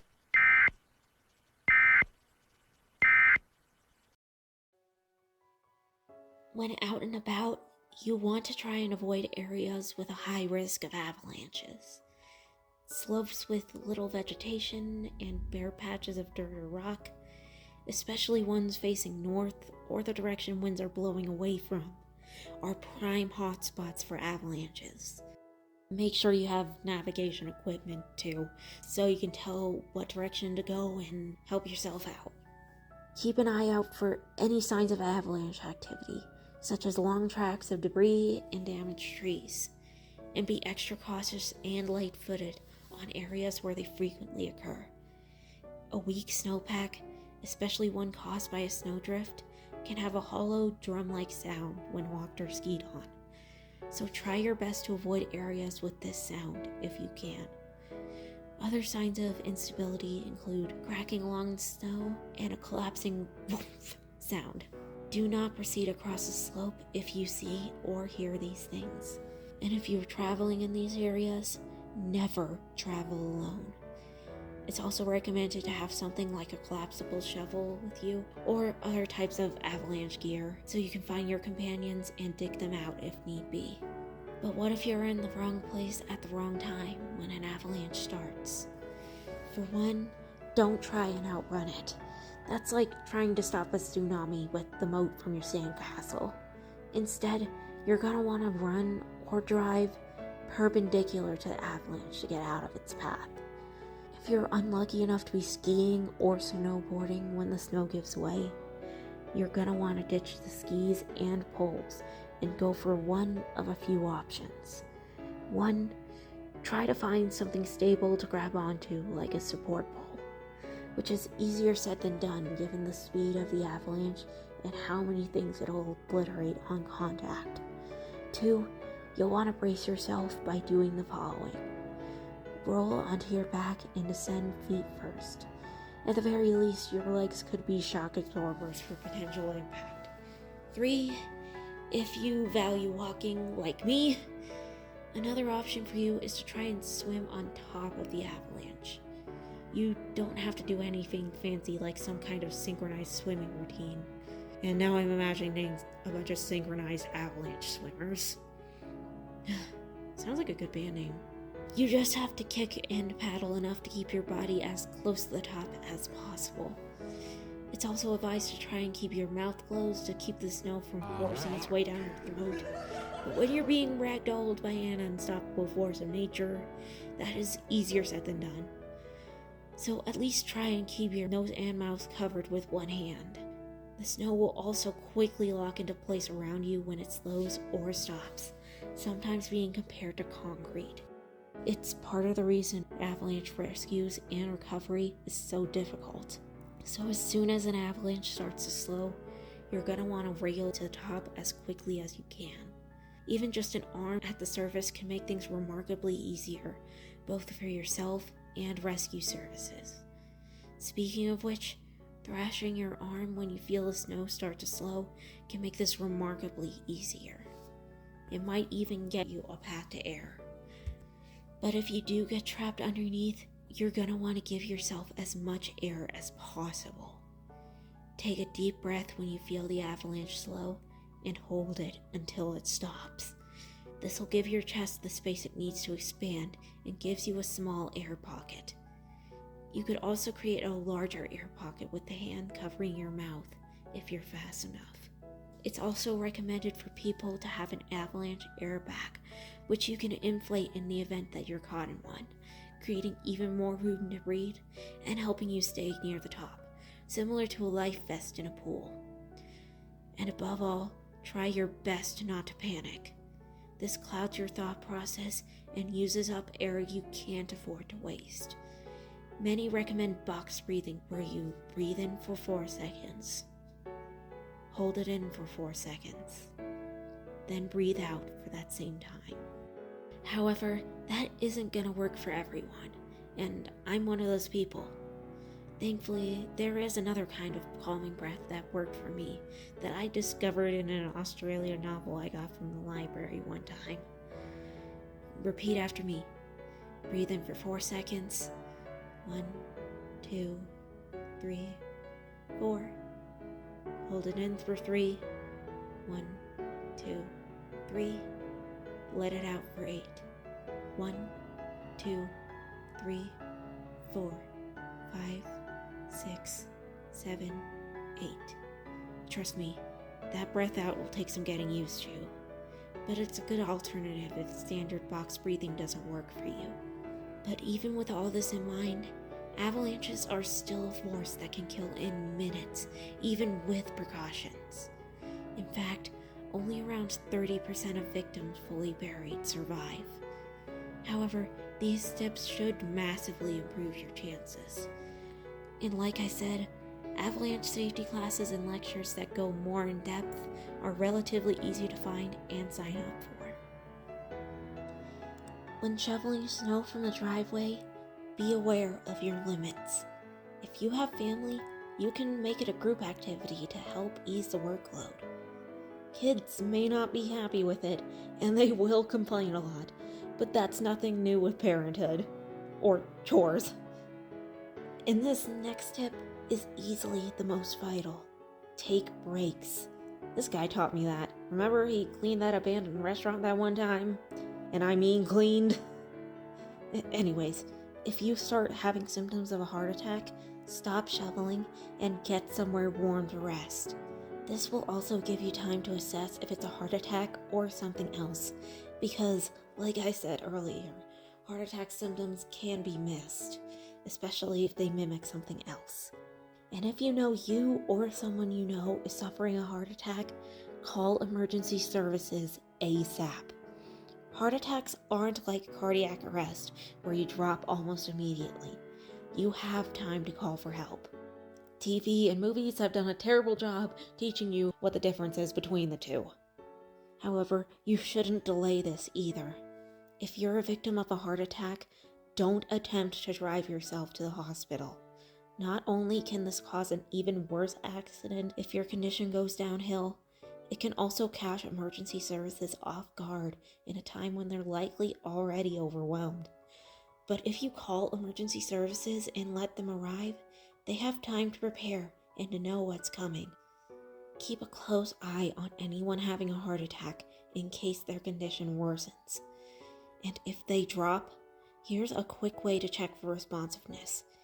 Say their name, tap them hard on the shoulders twice, and say their name again. For infants, the same, but gently tapping or squeezing their foot instead. You'll also want to check for a pulse and if they're breathing. You also have to make sure the scene is safe before doing anything, and do your best to gently get them away if it isn't. If they're unresponsive and in a safe spot, make sure emergency services are called if they haven't been already, and perform CPR if certified. You'll also want to make sure someone's getting the AED and first aid kit if you're in a public building. Classes to become first aid and CPR certified are also easy to find, and have the bulk of their learning online, at least from my experience with the one from the American Red Cross. It might be different for other countries. If you can't afford those, there are also videos teaching you how. I've linked a couple good ones below. First aid and CPR are always skills better to know and not need than need and not know. In terms of prevention, it's mostly a matter of diet and exercise. But since telling people in the US to do either of those things, it's basically telling an ice skater to throw a surprise triple salchow in their routine last minute, both will lead you to being told to just die already or to go fuck yourself. I'll say this instead. Just try some new things in that range. After my depression got bad enough to affect my heart for a short time, this was before I got on antidepressants, I started trying to get my health in shape again and found new things I loved on both sides of the spectrum. I already mentioned kayaking, but I also found a gym routine that actually worked for me after years. That being running on the treadmill to the flow of music for about half an hour. And I also grew attached to salmon and a veggie like green beans or broccoli as a new favorite dish. Though obviously, what works for me won't work for everyone else. Not everyone will like the things I like, so just experiment. Try some healthier foods you're curious about. You might just find a new favorite. On the other side of the coin, you might find a new favorite activity in an active pastime you try, or a workout that fits you just right. Everyone has that special thing, even those who say exercise isn't their thing. Whether it's gym exercise, kayaking, hiking, running full speed from someone reciting the entire B-movie script in Shakespearean, whatever suits your niche. Exercise also helps with depression, which is also something that intensifies in winter, so it can help heal you mentally too. While not a cure-all, it is a boost in the right direction, and it might just save a life in more ways than one. I probably should have mentioned this earlier, but you also want to avoid alcohol during the winter, especially if you're alone. It's one thing if it's just a little bit at a Christmas party, but like I said earlier, it can make effects of the cold even worse. It can look scarily similar to carbon monoxide poisoning. And if you're in a bad place, like I was, you can easily become addicted and fall down a rabbit hole. And that's a rabbit hole you might not get out of easy. And on that same note, while stuff like this is important to get your health in shape, look me in the eyes. You should never feel like you have to do that to get the body society wants, and never resort to starving yourself. Living up to the impossibly high standards of people like that is stupid. Those people are a bunch of self-centered whiny babies who fuck Barbie dolls for a living. Those people will push you until there's nothing living left to push around. They want you to hate and fight your own reflection. And that's a battle you're always gonna lose. They'll never look beneath the skin. And you deserve to be surrounded by people that love you for you. No cuts, no butts, no coconuts. If the people around you love you for what's on the inside, great. If they don't, well, they were never worth keeping in your life to begin with. If someone doesn't like you for who you truly are, it's their loss. Who you are in life is something that should be loved no matter what. After all, you're the only you there ever was or ever will be. And this is the only body you're gonna have. Cut out the bad people who try to tell you otherwise, and report those same people to someone with more authority you know can help, if they're at the workplace or something along those lines. And if it's someone in the home who won't listen, especially one who criticizes anything you eat, even when you're anorexic and on the brink of death, don't hesitate to call emergency services or any of the numbers on screen right now. That treatment isn't normal or right, and you deserve better than a family that's only gonna treat you like an object to show off. If you're in a building that starts to flood, try and keep as level ahead as possible. Again, it won't be easy in a disaster like this, but you have to be quick here. 6 inches of water flowing in is enough to knock you off your feet, and a foot of water can sweep vehicles away, let alone a person. Again, know your exits of any building you're in, especially ones that lead to the roof or higher floors. You've likely been taught since you were little that the first and foremost bit of flood advice is to get to higher ground. So that should be your first priority. Get out or get above. Another saying to remember in this is turn around, don't drown. Don't cross any floodwater you come across. Like I said, floodwaters are far more powerful than most people realize. So this is another scenario where the best disaster is the one you avoid. But if you're caught in floodwaters, here's what you'll want to do.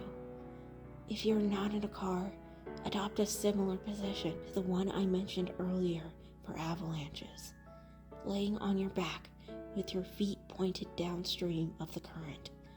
Use your arms to paddle and steer yourself until you can find something sturdy to grab onto. Thankfully, injuries are less likely here than in an avalanche. And keep in mind the dangers of cold water shock listed earlier.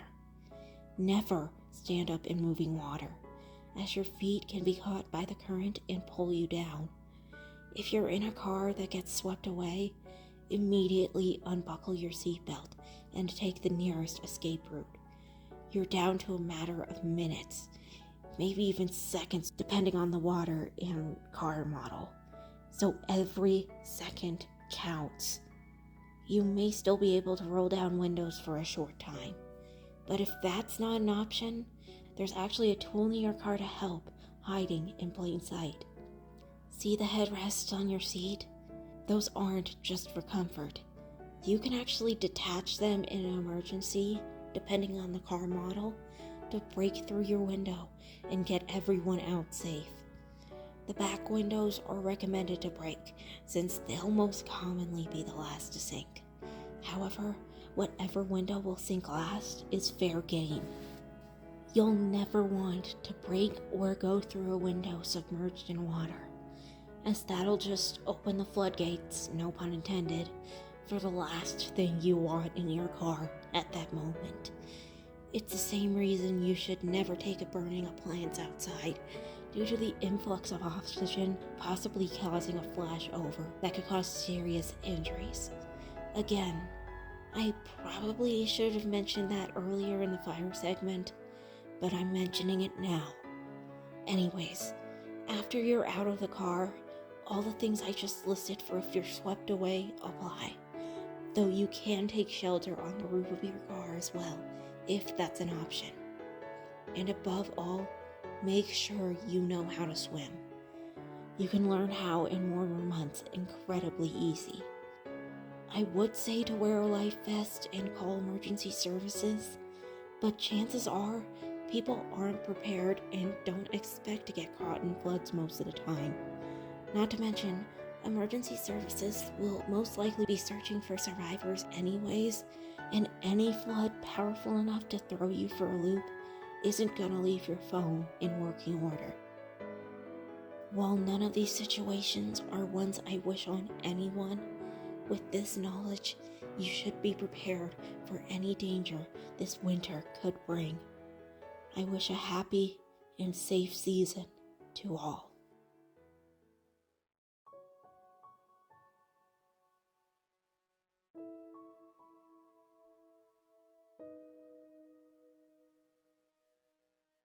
So in short, winter is a far more dangerous season than most people realize.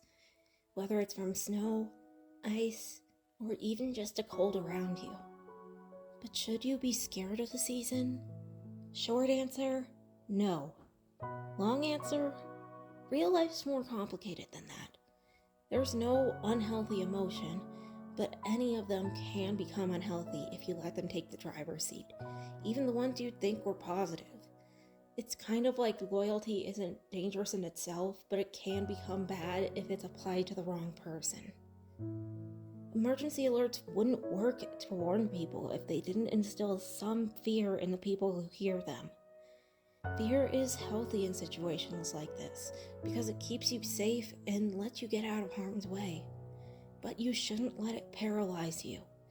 Yes, any season can be dangerous, even the ones you wouldn't expect. But if we didn't look past that and live life, there are so many fun things we'd never experience. Sledding, making snowmen or snow angels, snowball fights, general fun with people. You know that storm I mentioned that split the tree in the front yard in two?